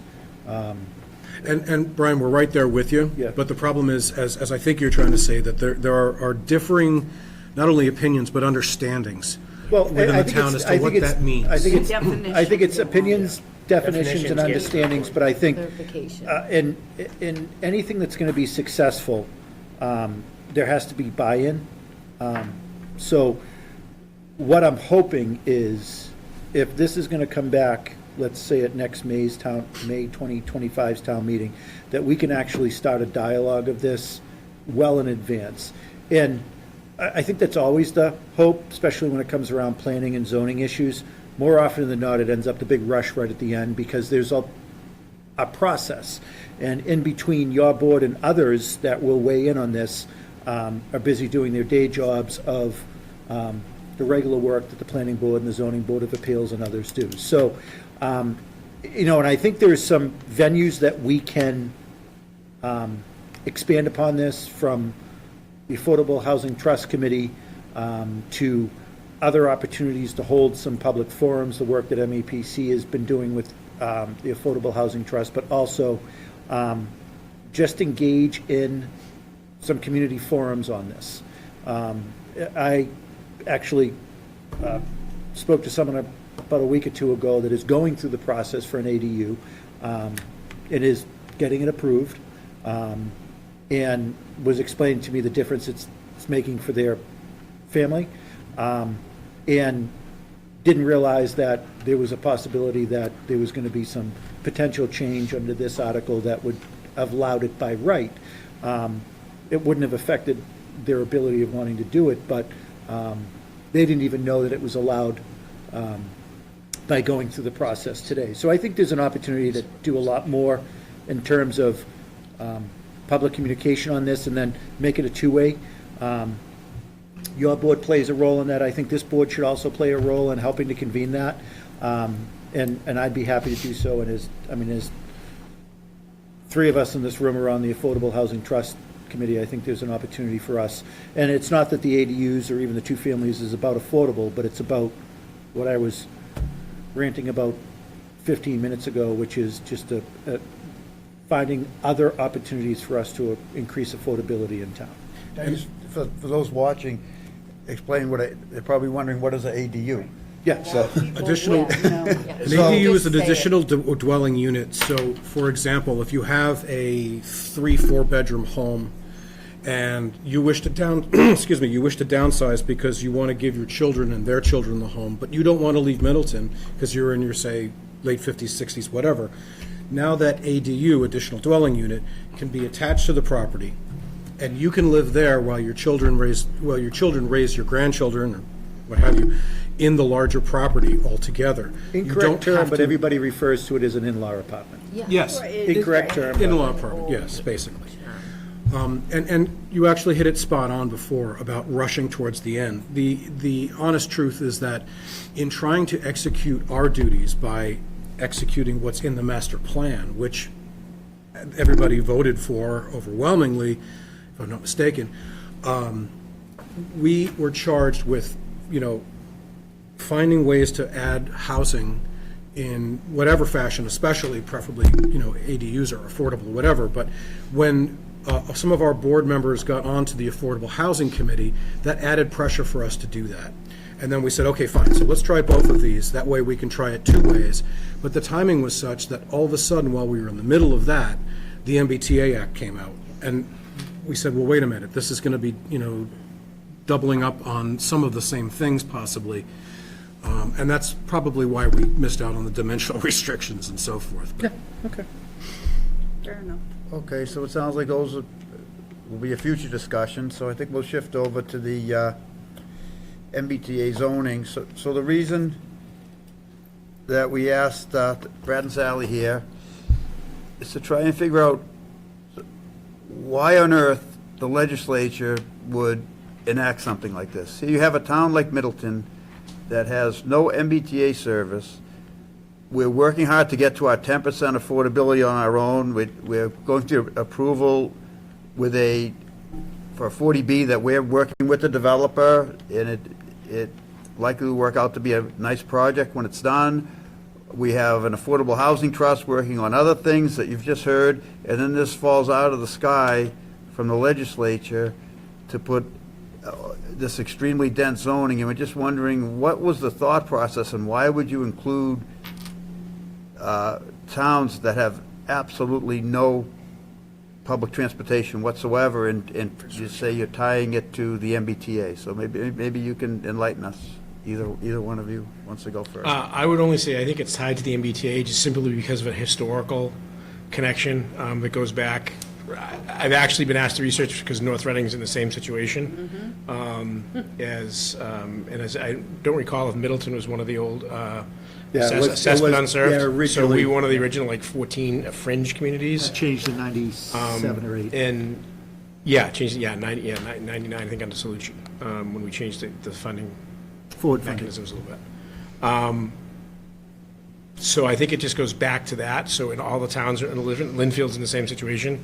So maybe at some point in time, however the MBTA get constructed, and then other communities were added in because there was a time when communities were getting train stations or maybe subway stations that were like, oh, they're going to pay no assessment at all. So it just took that lay and then said, okay, we're going to create, if you're a core community, you have some level of service, or if you have no service. And clearly, one of the problems with it is it doesn't have the flexibility that it needs to look at maybe what a community has done. Are you a community that has water issues? Are you a community that has wastewater issues? So North Reading may not have water issues, but we would have wastewater issues. Town of Reading is dealing with the same thing, but there's no look at maybe what Reading has done the past 5 years to kind of say, oh, you've been doing this will give you. So I think that's hopefully one of the things that we can revisit. Obviously, you've probably followed the lawsuits. Holden was sort of the first community. Then obviously Milton's got a lot of attention. Rentham is now going to get some attention. And I think other communities are in the same mode. I think Reading is faced with they're going to be taken up at their April town meeting. So I mean, I see sort of a rationale for that legislation to be applicable to communities that have public transit stations. And to some extent, without the legislation that is happening, all you have to do is go to Rantoul Street in Beverly. Hundreds and hundreds of units have been added because they're close to the train station, and it is a draw for all those units that were built. Middleton and other communities that this act applies to that have no transit stations. And it doesn't the legislation also say that, there's a preference to do these zones near transit stations? So how can we in Middleton do that when we have no transit stations? Our nearest transit station's Beverly. Reading. Reading. Beverly or Reading. And additionally, if I may, the topography of any given town has been completely ignored through this legislation. I mean, looking at Middleton, which is mostly septic, it's, hills and rocks and this and that. It would take on the upside of $1 billion to put a sewer system through here, just because of the kind of terrain that we're on. And that's not going to happen. We just spent $70 million on our new municipal center, and that was a fight. So I'll tell you, the biggest concern I have here is that there's a growing knowledge basis just because of the Milton story and Rentham and others that are coming.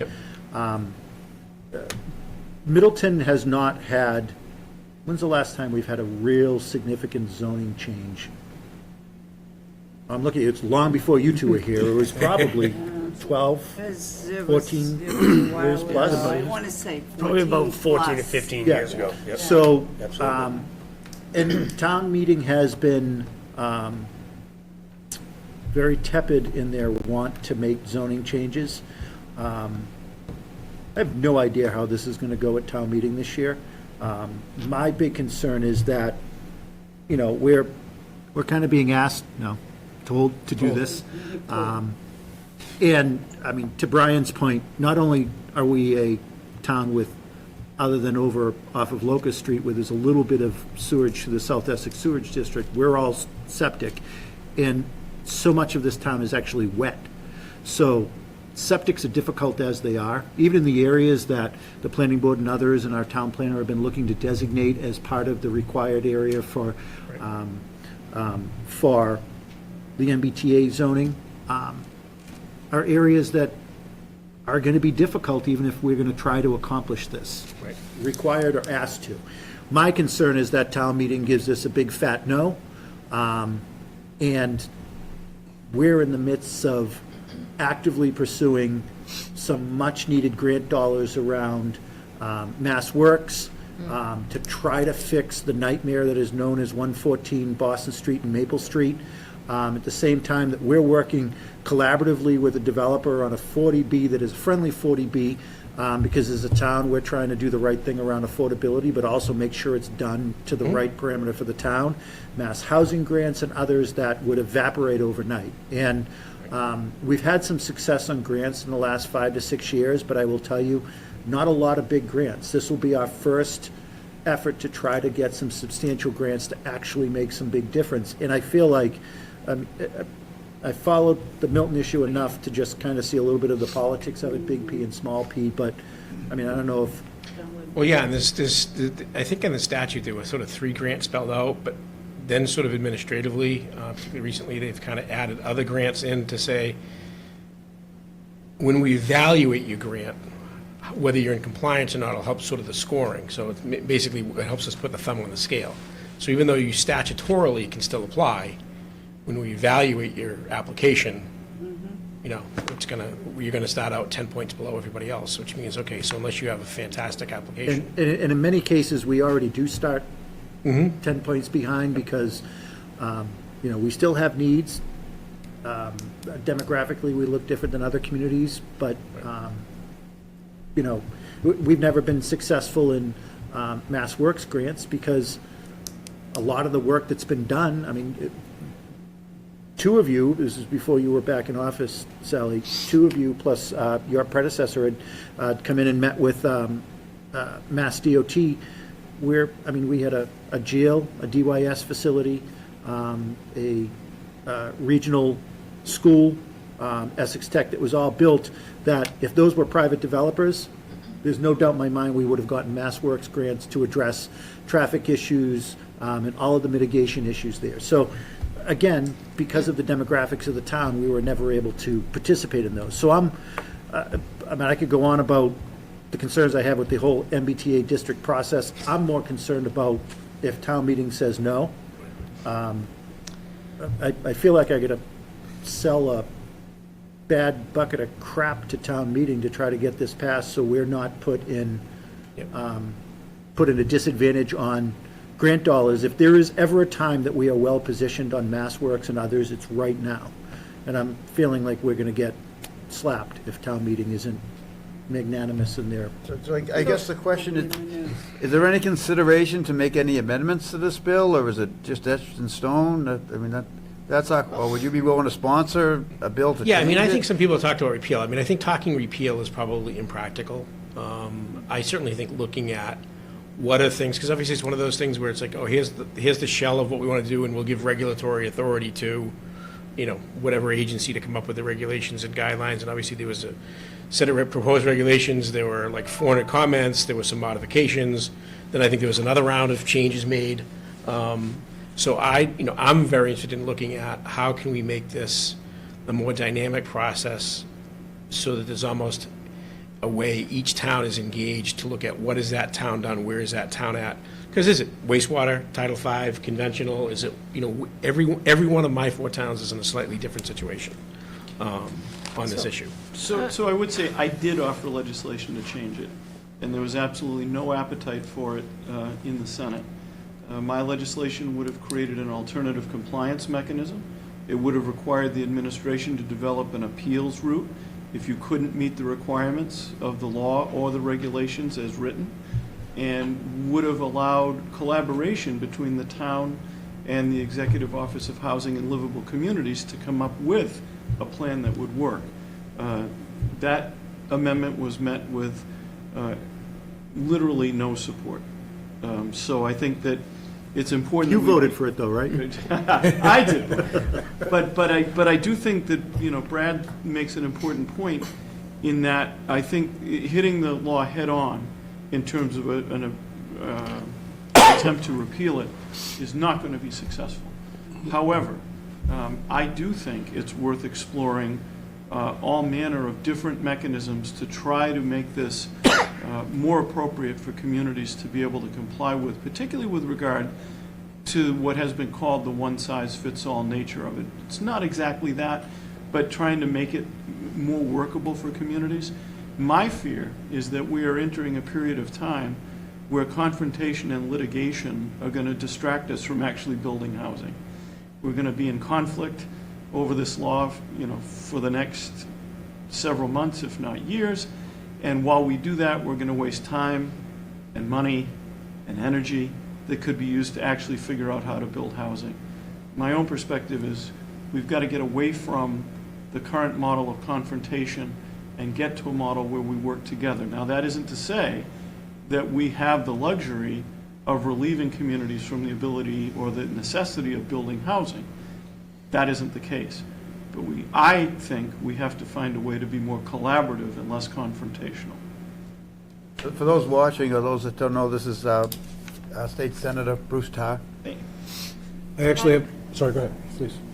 How do you expect to get that way if the legislation you proposed was met with no support? What other options do you think we would have? Well, I would just suggest that at the time that I proposed that, there was not the level of controversy surrounding this law that there is now. It's a little more abstract than, Yeah. now it's sort of, oh, wait a second. I think now that it's Rubber's hitting the real. road. Do you think you're going to re-propose the law or put it in a different package so more you could draw? I don't want to speak for Sally or Brad, but I would say that all of us, I think, are reviewing options right now for how to address this. So it may not be exactly the same, but, I do have an interest in exploring options for how we can make this more workable, and I'll leave it at that. I would just add, I'm Sally Kearns. I represent Precinct 2 of Middleton. Hello, Middleton. I tuned into the presentation by the Mass Municipal Legal Department last week, and it was devoted to the MBTA communities law. And like my colleagues, I have 4 communities, 5. Danvers is down the road and already building. The trouble is, we have really anemic public transportation. We have the bus that comes over from Salem, goes down Endicott Street, stops at the Liberty Tree Mall, goes up to the North Shore Mall, goes all the way over through Lynn. So I've been in conversation with the MBTA, and I mentioned Middleton. I said, by the way, here's little Middleton with nothing. I mean, we have a bus connection. It's, anemic, as I said. And I've urged in my conversations with MassDOT, anytime I'm in conversation with them, it's an opportunity to remind them that communities are being sort of pushed from 2 different directions. You want us to build housing, well, then you're going to have to make the MBTA connection that you're requiring feasible. For the reason. And so on the presentation, I think it was last Thursday, I was encouraged because it sounded to me like there are possibilities for, I don't want to say appeal, that's not the right word, but you can submit for consideration and accommodations. And I took that as encouragement. I think that smaller communities below 6,500 Not us. residents, We're Doesn't help us. we're at That doesn't help us. 9,900 and that's not change. going to help. No. So, but I was encouraged to hear that there are avenues of appeal. There are avenues for the community to go to the MBTA, to go to HLC and say, now look, clearly your legislation, and this was in place before I was in office, but did not anticipate the situation that we have right here. And I'm a very strong believer in, pushing the bureaucracy and the regulatory mechanisms to adapt and recognize you can't have one size fits all. You just don't have that kind of a situation. All of that said, we are in a housing crisis. I'm so glad to hear you talk about ADUs. I think a lot of people feel like it's probably one of the most achievable elements of affordable housing. But I am willing, as my colleagues are as well, to help you make your case to all of them. And also, the question that I put in the chat, I don't know if you were on that, but it was very informative. And I said, by the way, here's Middleton with water issues and no MBTA adjacency. Come on. What are they supposed to do? So I would be making the case. I think I would advise getting in the queue. I don't know if you've already submitted any kind of an application. You decided not to. Is that what you were referring to when you said it wasn't ready? We decided not to do the ADUs at this time because of the MBTA Act, which is. But They've already done a submission of preliminary. submitted. We You have submitted. submitted, we've Okay. complied with everything that we're Okay. required to, and we're compliant. actually going to town meeting on May 14th with Okay. the next step in the compliance process. And I think the reason that we've invited you here was to send the message back with you to the legislature that this doesn't work as it is, and maybe with your colleagues, you can get some amendment. That's the purpose that we invited you here, to hear from us that this doesn't work for us, and can you go back to the legislature and try and make some changes? That's the purpose that I I agree. And I've asked begun that you to, come. And I think that, as much as, we're, in the legislature, we like to do everything, it's going to be comprehensive. I mean, I think there's some discrete things you can do to make the situation better, whether it's just creating more time initially to come into compliance, to then work on, what are some things that need to be looked at and evaluated. It's very frustrating. I mean, we've already been, North Reading submitted their thing, with the old John T. Berry Center. We have this Oh, yeah. Pulte property that's 9 buildings and 450 units. And they're like, well, that's 504, Brad. 504. Oh, there we go. We get the assessor here, so we don't. But they're kind of intimating that might not be compliant. So it's like, but even though North Reading was given a congratulatory letter for being one of the communities that's helped the limited housing growth in the Commonwealth the past few years, so it's frustrating. Reading has their own situation, Linfield has a situation, you guys have a situation, to basically say, how can a state agency come out and have a dynamic interaction and say, what is, not one size fits all, but what is your specific situation? So, as I understand it, the legislation requires a district of a certain size and a certain number of units be zoned. Just because you zone something mean it has to doesn't be mean built. anything gets built. correct. Correct. You only have And- to zone for it. Just a And zoning. if there are units in that zone already, that counts toward that 750 unit requirement. So, we have an area that sort of satisfies part of that. Right. Because, the Ferncroft Tower, Ironwood, surrounding thing, they're all ready to get 15 units per acre. You have to go up. Yeah. And those are tall buildings in that area. They meet about half of the requirement, or a little more than half. So if we add other areas around that, we should meet the requirement. And there may or may not be any housing built, because there are, for a large part, there are other successful entities already on Built there. land. So the requirement is it picked MBTA and label it MBTA zoning, but not every community has a transportation hub. If Middleton had one, great, would zone right around that transportation hub. That's the natural, we don't. Yeah, I don't We think have a bus. House Station's coming back, so.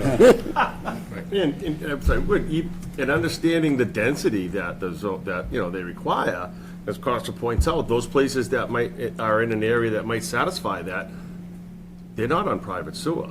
So, we would be looking at any other areas if that we quite conceivably, by Department of Environment, Protect, couldn't qualify for that kind of, density on land because of private sewer. And this goes back to considering the area and topography of any given town and their resources and infrastructure, which the entire act has, overlooked for a huge number of towns in the state. It just was a blanket policy. I mean, just a perfect example is, as you three know, when the 40B program was proposed, project was proposed in Middleton on 114, the first iteration that came before the town, which was much larger, it was 200 units on a little over an acre of land. Now, in some communities, that works. Do you know why it's not happening? Part of it was the opposition to it. The other reason was the cost of actually dealing with the sewerage that was going to happen there, and the cost of actually building a sewage treatment facility that would be on the site, and it just didn't fit. Now, in that case, Middleton is somewhat shielded from a 200-unit, 1.5-acre development. But I think the scenario that came up under, or the hope that was designed originally when the previous administration proposed this, which was for the communities that could do things to that regard. The project that ends up happening at that site is going to look dramatically different from what was originally proposed. And a lot of that was driven by the topography, the need for septic. I don't even want to get into the water draw issue that we have to deal with our neighboring friends in Danvers, but all of these things come to play. So if town meeting gives us approval on this, even to the point that Costa has described, where, in some areas we're more than halfway there, and it's not, Ferncroft Tower is not being torn down and something being built because of this. The reality is, I'm very concerned about town meeting being empowered to say no to this, and then see what the state does. Are we going to be treated like Milton? And Milton said no to their $150,000 town pier or whatever it was, not a big deal. If we're out of the grant business, this is going to have a disastrous effect on Middleton. And that's only going to be borne by our taxpayers. Nobody else is going to fill that hole. It's not lost on you. I'm not telling you something you three don't understand. So I would say a couple of things. Number one, it is important to remember that there is no production requirement here. Costa's absolutely right about that. We tend to forget that. But number two, we're talking about by right zoning. So we need to make sure that in order to get to compliance, we don't create nightmares down the road. So that we don't incent a developer to come in and then wind up before the Conservation Commission with an impossible project, or the Board of Health with an impossible project. So we do have to be careful not to create the impression that some of these areas will be easily buildable when in fact they aren't, because that's just going to postpone the difficulty, right? So we need to think about that. But I think, Sally alludes to a very good point, and that is we need to approach this both from a regulatory standpoint and a statutory standpoint. And the fastest way to change anything is through the regulatory approach. So we do need to push that as much as we possibly can to get flexibility. But at the same time, I personally think we need to say as legislators, we're willing to come with legislative changes if that's what it takes to be able to give the flexibility that's needed here. And I think pushing both of those pedals is going to be an important approach. What is really important right now, I personally think, is to have the MMA or some organization that links the communities together to come up with some themes and some strategies so that it's not Milton versus the Attorney General. There's got to be some unity here about, okay, what can we all do in terms of making this more livable? And that will be the basis of getting the kind of political support that I didn't have. So if people hear from, if legislators hear from their communities or some organization of communities that we need flexibility, that will make a big difference. This is not a situation that can be changed one community at a time, in my humble opinion. Now, you might say, well, Milton will go to court and maybe they'll get a positive result and that will set precedent. I think that's not a likely scenario. So I think we have to work to try to develop some consensus, and from that consensus, build political support to change this in a variety of ways. But I wouldn't want to get on the path of saying, we're going to create this zoning, and we're going to say, okay, we've complied with the requirement, and then you start having folks come in, project proponents, with unbuildable projects that you wind up in court about, or you wind up in protracted litigation with.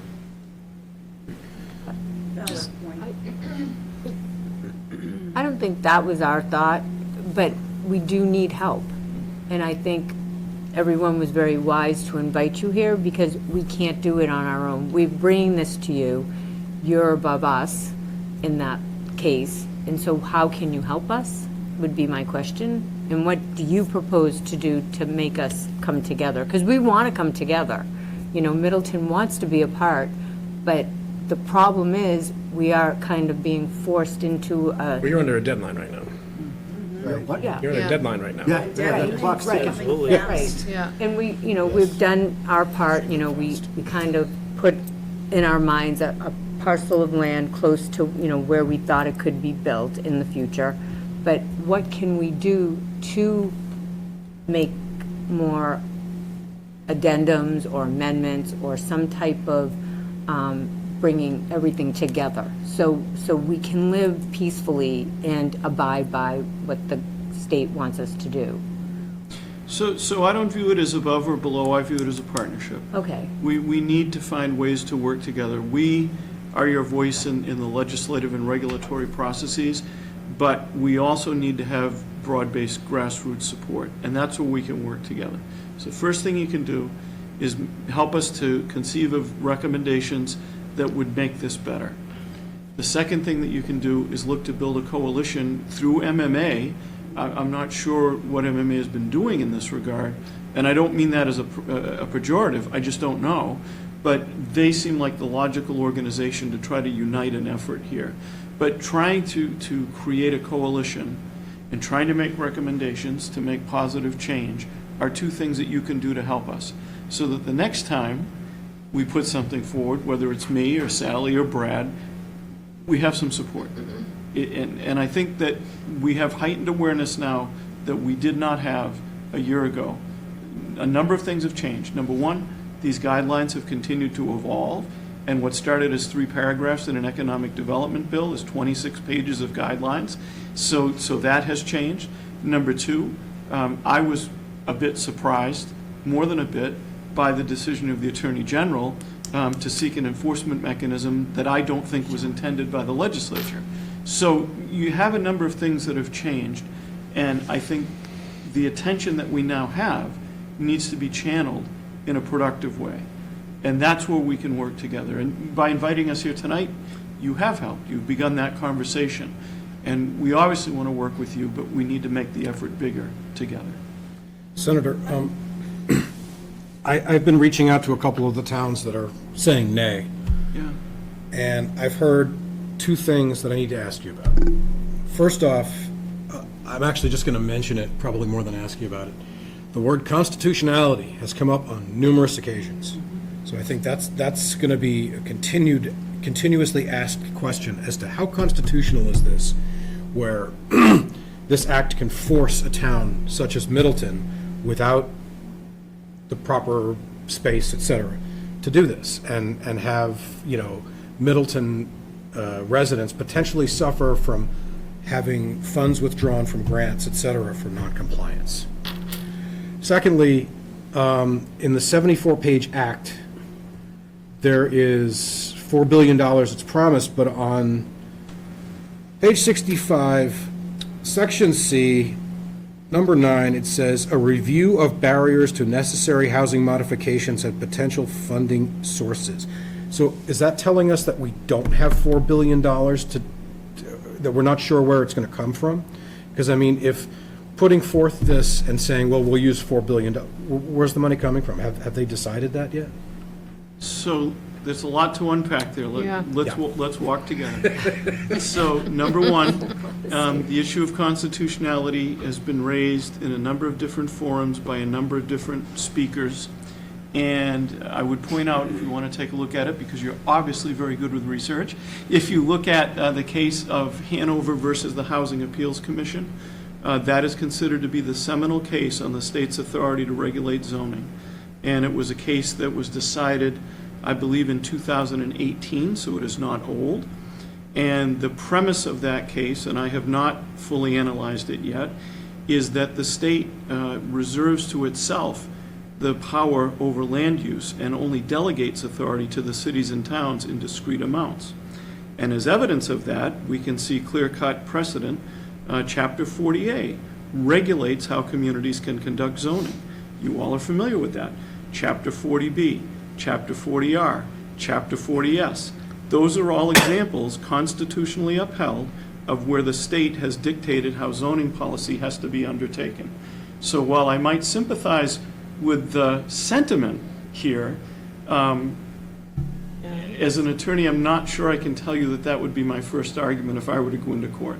I do think it's worth thinking about, and I would encourage you to read the case. I am still reading through it, and Hanover cites a number of precedent cases that deserve to be looked at, but I think it's an important issue, and it's one I think we need to put on the table and we need to address. Now, there may be some people that will say, well, it won't be finally addressed till the SJC speaks to it. However, I would suggest Hanover may be the case where it has already spoken to it. So that's number one. Number two, the dollars that are referenced in the bill are bond dollars. They're not operating dollars. And so it's important to understand one of these nuances of state finance that is very, very important. The legislature regularly passes bond bills with stratospheric amounts that oftentimes never come to fruition. And the reason for that is bond bills, unlike budgets, are authorizations for the administration to borrow in the amounts and to the extent that it deems desirable, and then spend the proceeds of on the targets that are included in the bill. Bond bills, we all amend them regularly to put in earmarks that very rarely come to fruition.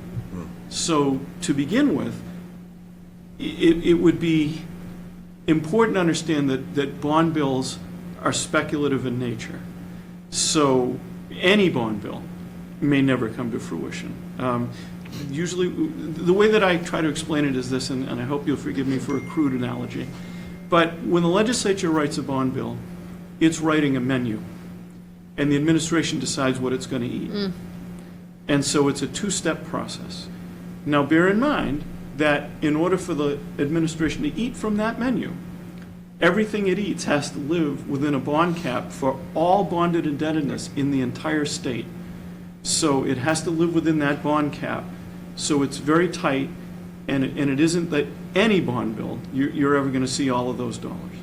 I apologize for the long-winded answer. No. I was gonna say, and I think it was the economic development bill, so there's probably, that $4 billion is sort of theoretically to satisfy any variety needs, and I remember that was one of the last votes of January 6th, 2021, a date which will obviously be remembered for other things, at 4 a.m, as I recall. To kind of pick up on Bruce's analogy, I kind of break it down to the family. So like if you take out your wallet, you have 5 credit cards, and each credit card has a $50,000 limit, but you could never maybe say, well, I'm going to go use all 4 credit cards and put $200,000. I can only go up to a certain amount. So that's sort of the, we authorize all this, but we can never, so theoretically there's a discussion every year about what's our capital plan going to be, and we're going to do so much on environmental from the environmental bond, the housing bond, the economic development bond, the transportation bond, and put together a plan. And at most earmarks in those are a way of maybe identifying a priority, which is. Don't get me wrong, we as a group have, think that it's better for it to pass, so we don't have to go through all the rigmarole. But, always playing devil's advocate, I want to make sure that if somebody brings up these issues, that, we have a reasonable response for them, because like Brian said, anything can happen at town meeting. I wanted to pick up what I completely appreciate your concern. And this is the time of year when everyone's on tenterhooks as we go into town meeting and what's going to pass and what won't. Where in the process, if I may ask, have you had conversations with anyone at HLC or even at MMA about some of the particular challenges Middleton is facing?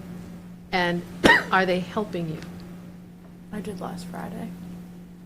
So yes, in terms of the help, not particularly. Yes We and no. received- We brought it up, but no help. Well, I think it's hard because they are still like working to unpack it as much as we are. So I did attend the North Shore Legislative Breakfast last Friday. So I think that obviously covers a wide berth of municipal issues. And I think there was two concerns with MBTA communities that I heard and observed from the room, from like that North Shore group of managers. There's the concern of the mandate, the essentially like the unfundedness of said mandate, and there's the concern of there's a deadline in our logistics, and there are tools that are being developed as quickly as a reaction to the problems that those tools are creating. So there's tools that I have heard of colleagues last week. They were using the tools the state provided and then still having rejections or negative feedback or getting honestly really different feedback from different agencies. The AG is giving one opinion, housing is giving the other.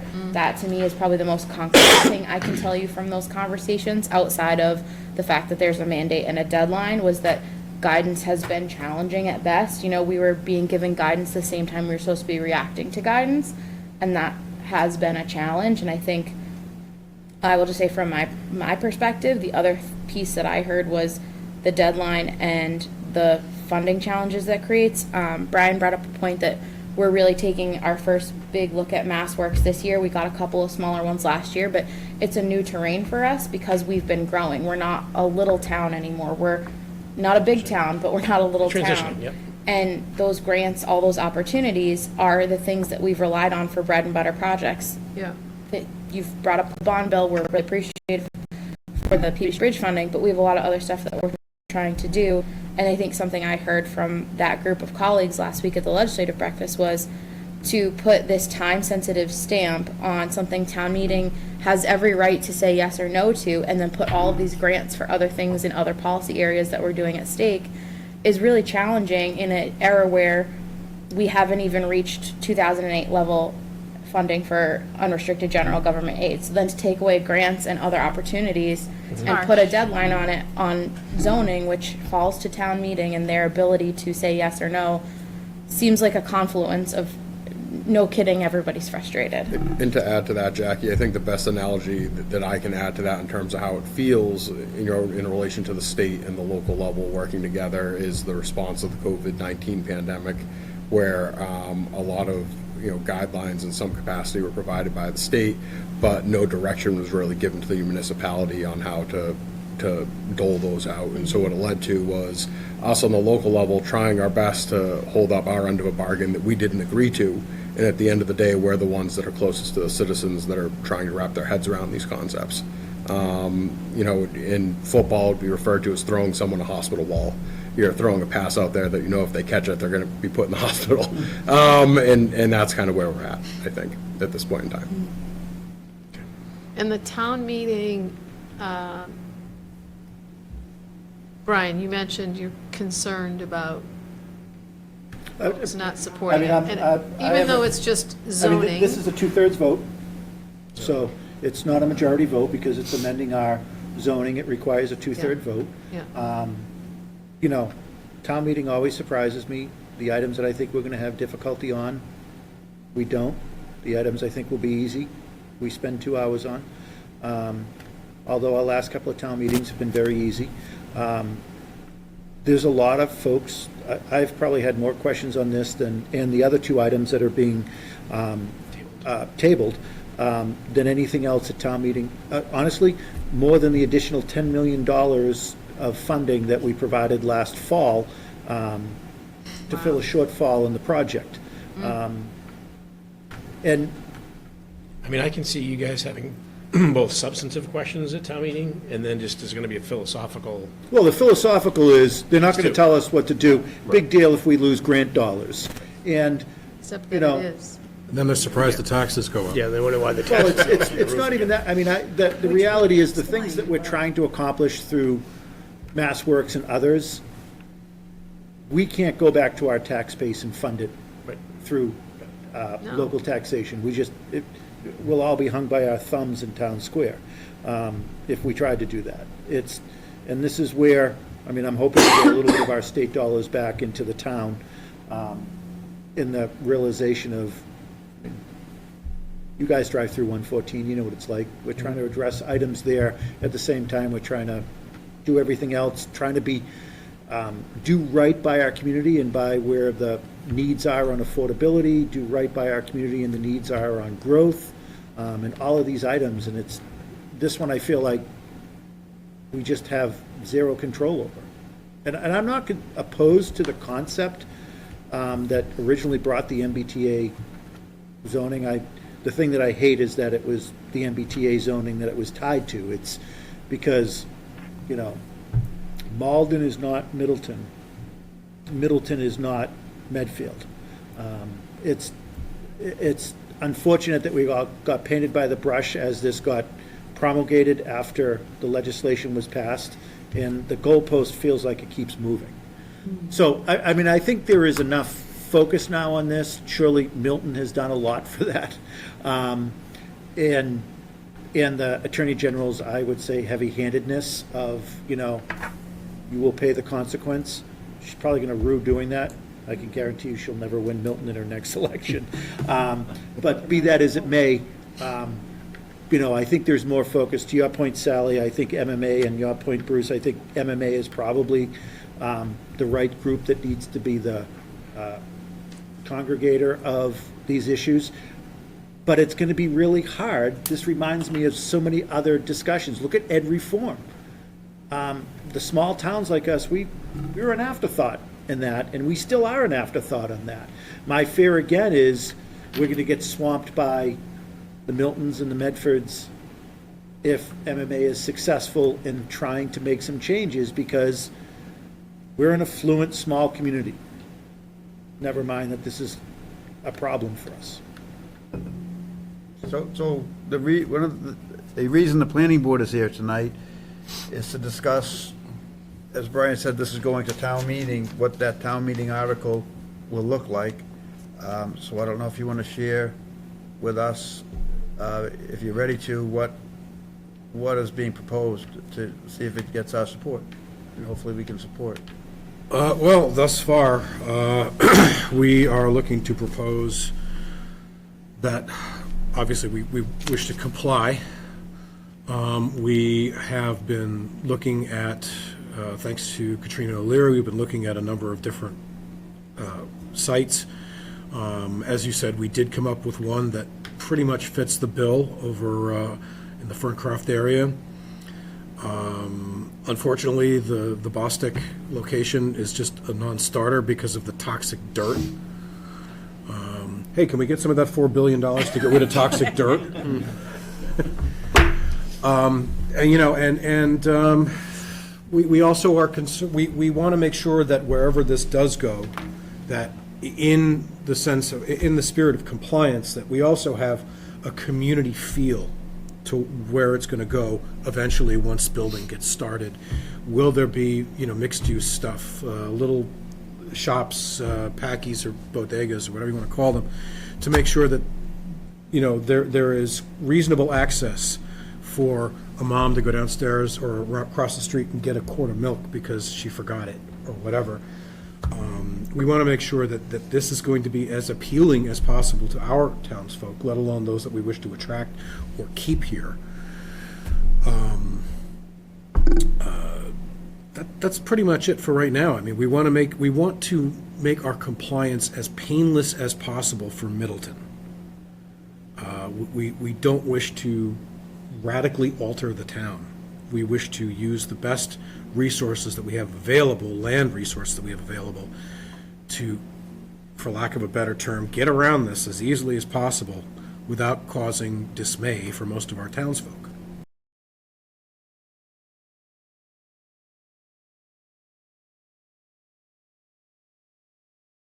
Our support for. Are you at that point yet? No, well, we don't have the final draft yet. That is going to be available probably close to our meeting next week. But it seems like it's going to be an article to create the MBTA zone. Yes. An area include, in and Area around the is- Ferncroft, and that will be the only zone. Is that what I'm hearing? That's pretty much it. It could have been 2, but thanks to Bostic, it's 1. And Katrina managed to find those mandatory 50 acres that will satisfy the regulation, and we Does can any move. of it include the golf course, or none of it includes the golf course? It's a slim bit. I don't think it really involves the golf course very much. There's a municipal plot of land and a building that we would be including in it, which I don't think we really care about much about anymore. Can you include does the land where municipal-owned land, does that, I'm not sure that counts. Do you Well, the know? municipal, we own, if I'm not mistaken, we Does own count. 17 acres of that area, up until this point, 10 of which have been developable. The other 7 Must remain in. must remain, yes, in open conservation. space. So, right away, we have somewhere around 10 acres, give or take. And we were looking at possibly creating small plots to accommodate more smaller houses. So say 15,000 square feet instead of the typical 40,000 square feet the acre.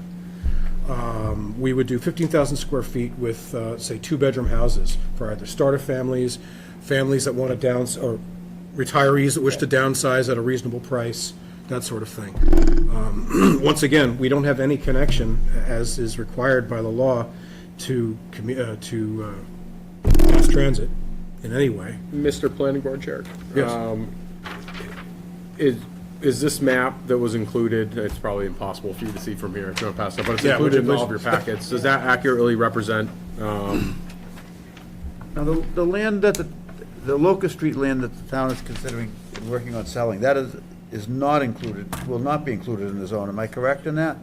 I don't believe it. that's correct? It's option 2, Doesn't yeah. appear to be. Okay. No, Good. but, I mean, if we decide to sell it, we could theoretically, I think we would prefer that not be included in the MBTA zone, I would think. yeah, okay. I don't want to speak to everyone, but I think that would be what we would prefer. Yeah. So here's another unintended Justin, this looks consequence. right. Here's another unintended consequence here is that communities are actually carving out, not all, but communities are carving out land where they think will have the least effect on the community, but also have the least effect on accomplishing what the bill was originally designed to accomplish. And here's the other unintended consequence for Middleton. We're going to go to town meeting on the 14th in May and push for this for a whole slew of reasons. One of them is so we're not in jeopardy. And there's going to be less of an appetite in this town to do anything else around zoning changes and/or affecting other efforts to improve affordability. Because you know why? We just did the MBTA zoning change, and that should solve the issue. And it's, for Middleton, it's not going to solve any issue. And to your point, Bruce, I think it could, in the future, make our planning board, zoning board of appeals, conservation commission, dealing with extremely difficult projects that are going to cost us a lot of time, money, and energy. So, I mean, if the legislature is amenable to amendments that say similar but separate zoning amendments such as ADUs and so forth could count, then it's very possible that a town like Middleton or North Reading or whatever could come up with what they want in the end. Right. Not necessarily how they're asking to do it right now. But we're having to table that because obviously this takes precedence with the clock ticking. We're being forced into this position. So that's what we'll do. So the question of I'm asking the select board, are we all supportive of this town meeting article, and including what bits and pieces of it we have now as far as location and. Yeah, I think the direction that you all with Katrina have been taking on this makes sense for compliance and doesn't jeopardize future efforts that we may want to do to a greater extent. I mean, you could have looked at a slew of other areas in town that I think would have been wholly problematic. And I understand why you were looking over at Bostic as well. I'm supportive of us continuing to be compliant with this, unless there's some light at the end of the tunnel that we think there's going to be some changes that may be coming, or some magnanimity from the administration to actually want to relax some of the regulations that are being promulgated on this. It's the right thing to do. I mean, we're not going to make the headlines that Milton made, but I have no interest in being Milton. Right. This was just based on basically infrastructure, you know. It's close to, you know, basically Sewerage town there. water, Sewer connection, sewage. yeah. The other thing too is the other thing that was part of this is there was a lot of chatter going on that North Shore Community College might actually be doing MBTA back and forth between their campuses, you know, and they're right up the hill. So that was the other reason why we considered that would be a perfect area. Yeah, all of that makes sense. So for me, I'll speak for one member of the board. I support the direction you guys are taking. I know it'll get refined over the next week or two for your next hearing for town meeting. I'm going to support this. Don't like the concept, but I'm supporting the process because I'm not going to, I don't want to go 3 steps back for 1 step forward. You're not going to bite off your nose to spite your face. I've done that before, and I'm not afraid to do that, but not on this one. Okay, all right, thanks. Before the legislative delegation leaves, I'm just going to go to one other quick agenda item. So, we have the 40B project, and we're trying to get the Mass Works grant and do a big changes to 114. But right now, there's a very small change that we've been working with Mass Highway to get, and it's a very slow process. So we have a letter that we're going to send to Mass Highway, which I'll read in a minute, and hope that maybe if there's anything that the 3 of you could do to move it along. And what it is, heading west or north, whichever way you describe it. Some people describe it west, some describe it north. When you get to Boston Street, there's no left arrow to Boston Street. And it causes a huge backup because the 2 lanes stop and the cars going straight are waiting for one person to take the left on Boston Street, and they can't get through. So we want a left arrow from 114, I call it west, to head onto Boston Street. So we've talked to Mass Highway, they're working on it, but we're trying to speed it up. So I'm going to read this letter that hopefully we'll all vote to support the send, and it's addressed to Mass DOT. It used to be Mass Highway, Mass DOT now.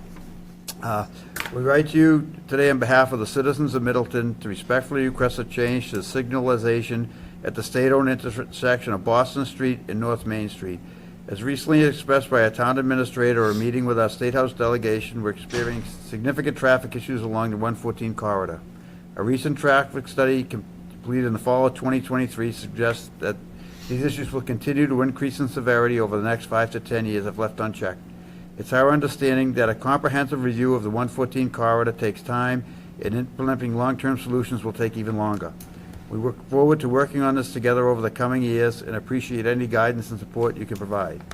While we await these much-needed improvements, we're committed to helping identify low-cost, high-impact changes to items such as shifting lane painting on existing roadways and updating signals where appropriate. Specifically, we have identified the need for a left turn arrow for vehicles driving west on Route 114 to turn onto Route 62 at the intersection described above. Under current conditions, as little as one vehicle waiting to turn left can obstruct half the southbound capacity, or northbound capacity.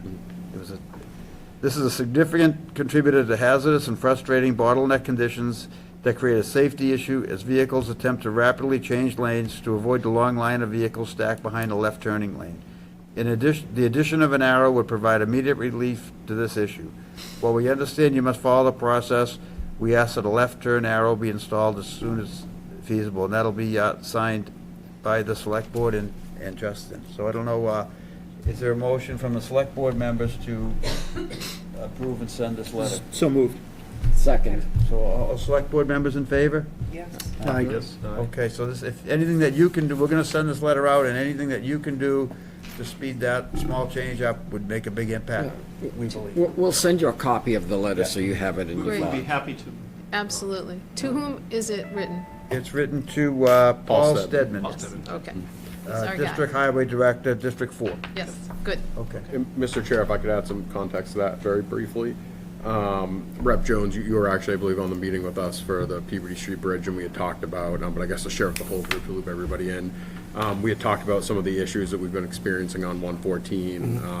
We've had traffic studies done. It's been demonstrated that the traffic issue is only going to get worse. All of our intersections are guaranteed to move into the failing category over the next 5 years. Beyond that, they're also high risk, high crash intersections, as determined by Mass DOT. And so, from where we stand, it's an issue directly, locally in Middleton. It's not only is it a safety issue and a traffic issue, but regionally it's an issue because of folks passing through Middleton to get from here to there. In order to address that, we're trying to get the ball rolling now in a two-phase process. One is trying to secure the MassWorks or Housing Works grant that Mr. Cresta has alluded to that would help us in the next year or two near the 40B project we're working on. The other component further on down the road is getting a project on the tip that would address the other half of 114 or 2/3 of 114, which would probably be a larger amount with the understanding that's going to be further down the road. So we'll be continually in contact on that piece, but we appreciate your support. And I would also just add, and I'm sure the chair would as well, that we appreciate the three of you coming out tonight. We know you have a lot of other obligations, so thank you for carving out the time. Thank you very much. Appreciate it. Always a pleasure. We're happy to do it, and we appreciate the work that's being done here. I mean, obviously, this is something that came from Beacon Hill. It's a challenge. We appreciate everything you're trying to do to make it work, and very much so. As soon as we get the letter, we'll get to work on this. Thank you. Thank you. Thanks for coming in. I'll see you. Absolutely. Thank you. Yeah. We are very fortunate, we have three voices. Not many towns have three voices on Beacon Hill. We're fortunate to represent the town. Yes. It's a Thank you. great town to work with. Thank you. Okay, Thanks, guys. We try. if the planning Good board night, chair, we care, you can adjourn your meeting if you. Yes, thank you very much, Mr. Chairman. Planning board is adjourned. Thank you. Thank you all. Thank you very much. You gonna go out and vote on that other item? Absolutely. Keep in touch. Thank you.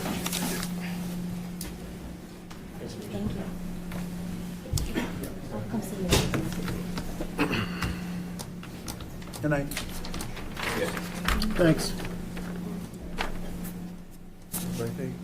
Next on the agenda, I believe, is the transfer sticker fee schedule with the recommendation from the Solid Waste Advisory Committee. I was on that committee.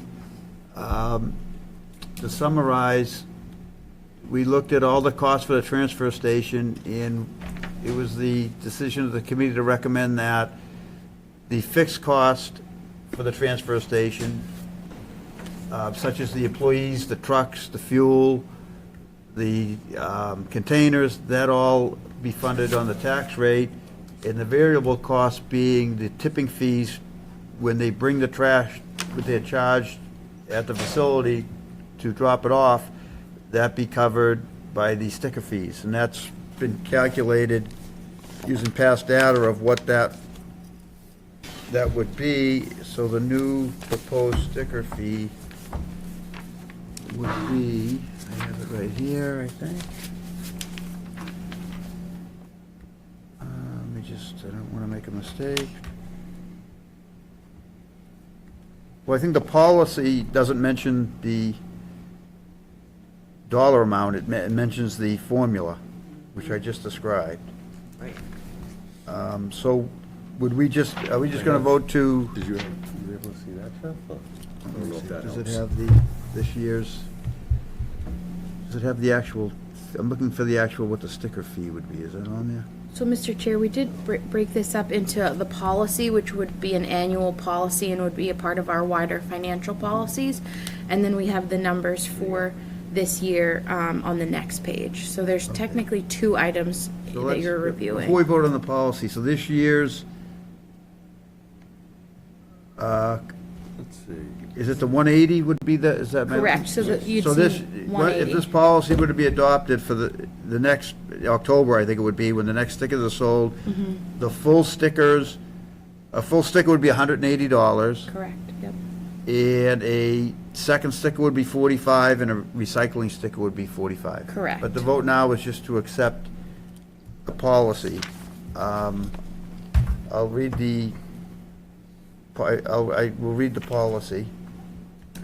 The town administration shall annually prepare the operating budget for the Bless you. transfer station to normal operating budget process as outlined in the town charter, bylaws, and financial policies.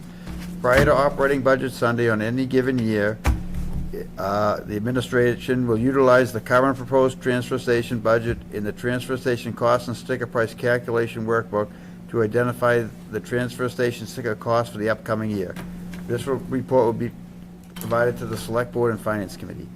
As outlined in the mentioned workbook, trash chipping fees, recycling fees, truck and fuel oil should be 100% covered by the sticker fee revenue. The personnel, utilities, repairs should be fully funded by the tax rate. Regulatory work and maintenance of the landfills will not be included in this calculation in any way. Additionally, the second trash sticker for a second vehicle and the recycling only sticker price should be fixed at 25% of the full sticker price. All prices were calculated and then rounded to the nearest $5. Will be rounded to the nearest $5. And then it shows the charts, and that's the policy that is up for discussion and vote. And this will be reviewed Annually. annually in March. The policy won't be reviewed. No, the calculation will be Right. reviewed in March of every year, and Right. so a rate is set in advance of the October timeframe. Right. I'll move to adopt the policy as recommended by the Solid Waste Advisory Committee. Okay, all in favor? Aye. Aye. Okay. And I think this is an opportunity to actually develop in the past, when we have, as a board, have had changes to the fee, we've basically just announced that the fee has changed, and this is what it will be in October. I think this is now an opportunity to actually educate folks and communicate with folks about all the work that was done by the Solid Waste Advisory Committee. It wasn't just focused on figuring out a way to equitably pay for this, but also the operations and hours of operations and others at the transfer station were looked at. So I think this is a great opportunity to provide some communication to the public, both on the website, possibly through emails, distribution that we do to inform the public in advance of the October change on this. Because we make this change here in March, when October comes, there'll be people like, what? What happened? So, The other thing discussed, which isn't happening now, but is, if any of the public would give some feedback, just talk about possibly switching the Sunday to a different day. So maybe do, instead of Wednesday, Saturday, Sunday, maybe in any combination of days, but one that was thrown out would be like Tuesday, Thursday, and Saturday, and maybe there would be one of those weekdays evening hours. The reason being, it's very hard to get help on Sunday, and it's very expensive. So nice many paying times we're paying double. time, double paying time. double time on Sunday if you can get the people. So that is the reason it has not been decided, but it's been floated. So any public comment on that would be appreciated.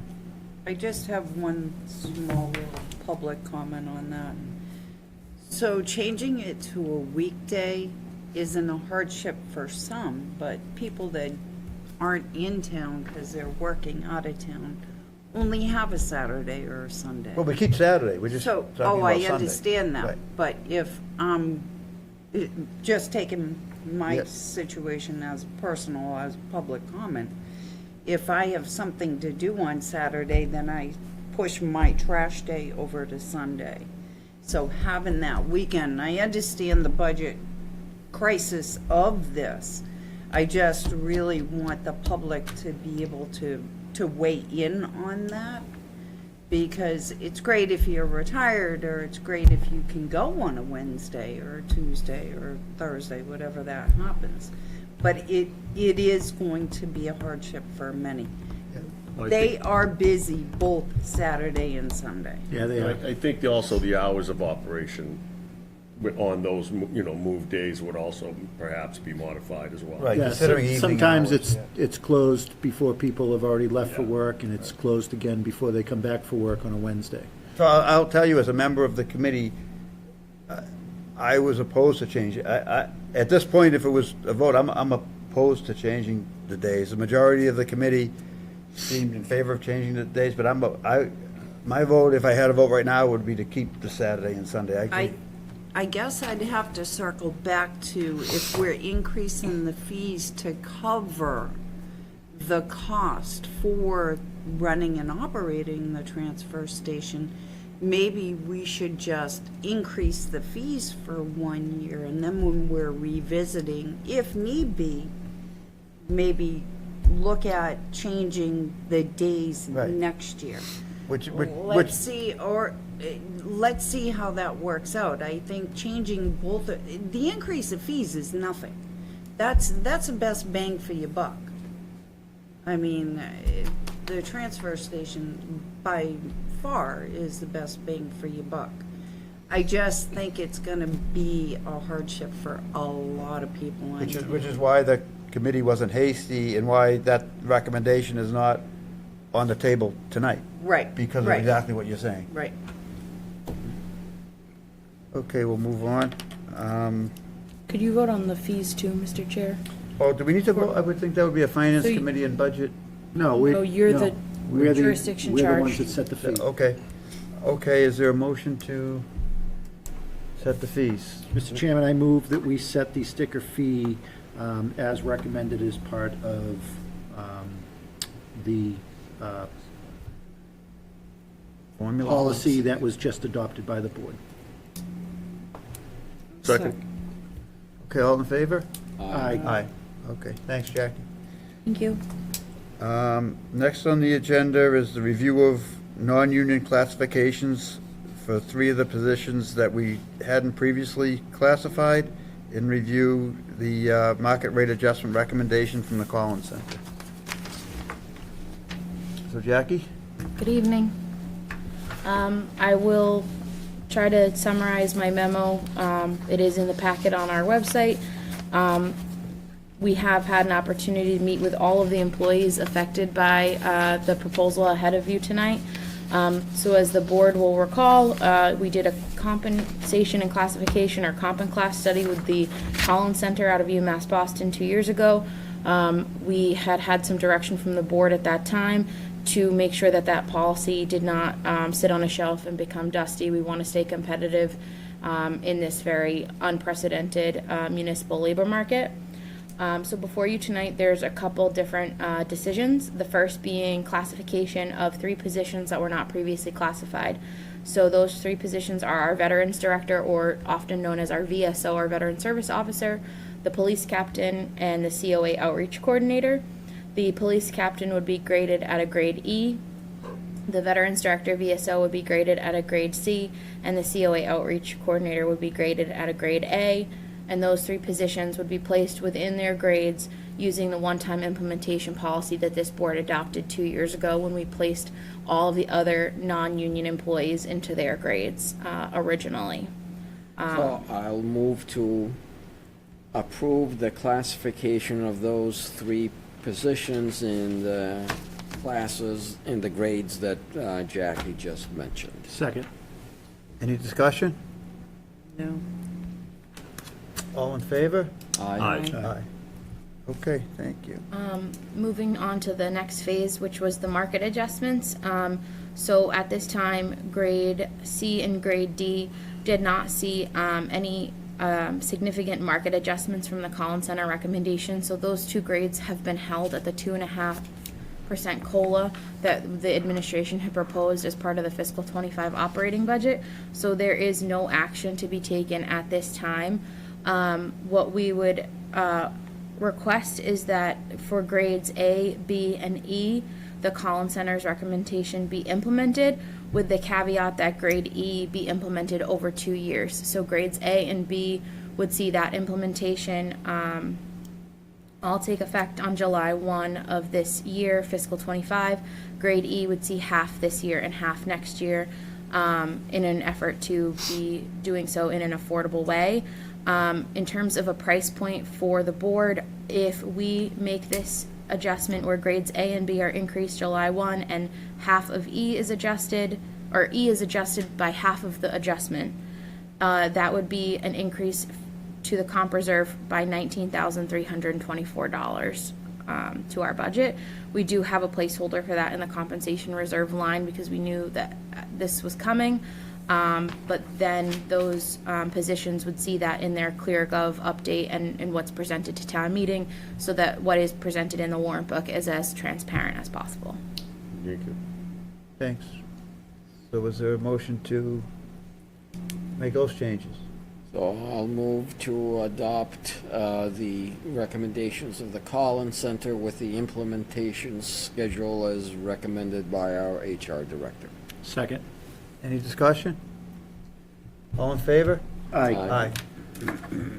And then last but not least, we did not have a vote on operating budget Saturday when the board had suggested the move from 0.5% for non-union merit pay to 1.5% for merit pay. As a reminder, that number is not for every non-union employee. That is for those that have been deemed by the mechanism to be getting merit pay, but the board did suggest that we increase that from 0.5% to 1.5%, but you did not vote on that. So for the purposes of compliance with our merit pay policy, if you could take a vote on that either now or at a future meeting. Mr. Chairman, I move that we approve the merit pay funding mechanism this year at 1.5%.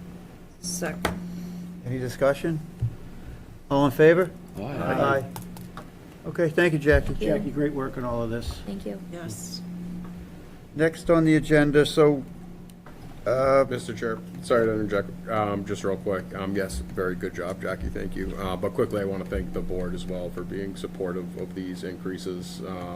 As you're aware, there's a lot of effort that goes into trying to maintain a capable and talented workforce in town. And your support and the support of the people of Middleton really do make that possible, so thank you for that. thank you. You're welcome. Extremely pleased with, how you guys are doing it. Thank you. Yeah, things seem to be going well from what, We got a good group. you got a good group, exactly. Okay, with the unseasonably warm weather we've been having and lack of snow, we have on the agenda review of the parking ban, winter parking ban policy for possible change in future years and possibly ending this year's winter parking ban. So, Mr. Chairman, I first off would move that we end the parking bans for the winter of 23-24, effective tomorrow. Sorry. Second. Yep, sorry. Sorry. Any weather forecasters here, any discussion? Ew. No? I looked at the Farmer's Almanac Okay. before I left. Just say, it feels like you're jinxing us. Yeah, We're asking exactly. for it, but That's my point. we'll cross that bridge when we get to it, so. Okay, all in favor? Aye. Okay. I'd also, Mr. Chairman, I think in advance of next year's winter, I recommend we come up with a new process. So, we've talked about this in the past. There's years in the past where we actually forgot to even implement the parking ban vote. And there's got to be a better process to come up with than a broad ban for the entire winter. I mean, I look at the last 3 winters, we've had small instances of storms. This isn't like the winter of 2015, where even if we didn't have a parking ban, nobody would be parking because our roads weren't even wide enough because of the amount of snow. I know some cities implement a process with a blue light. When the blue light's on, you can't park. You can only park in certain designated areas.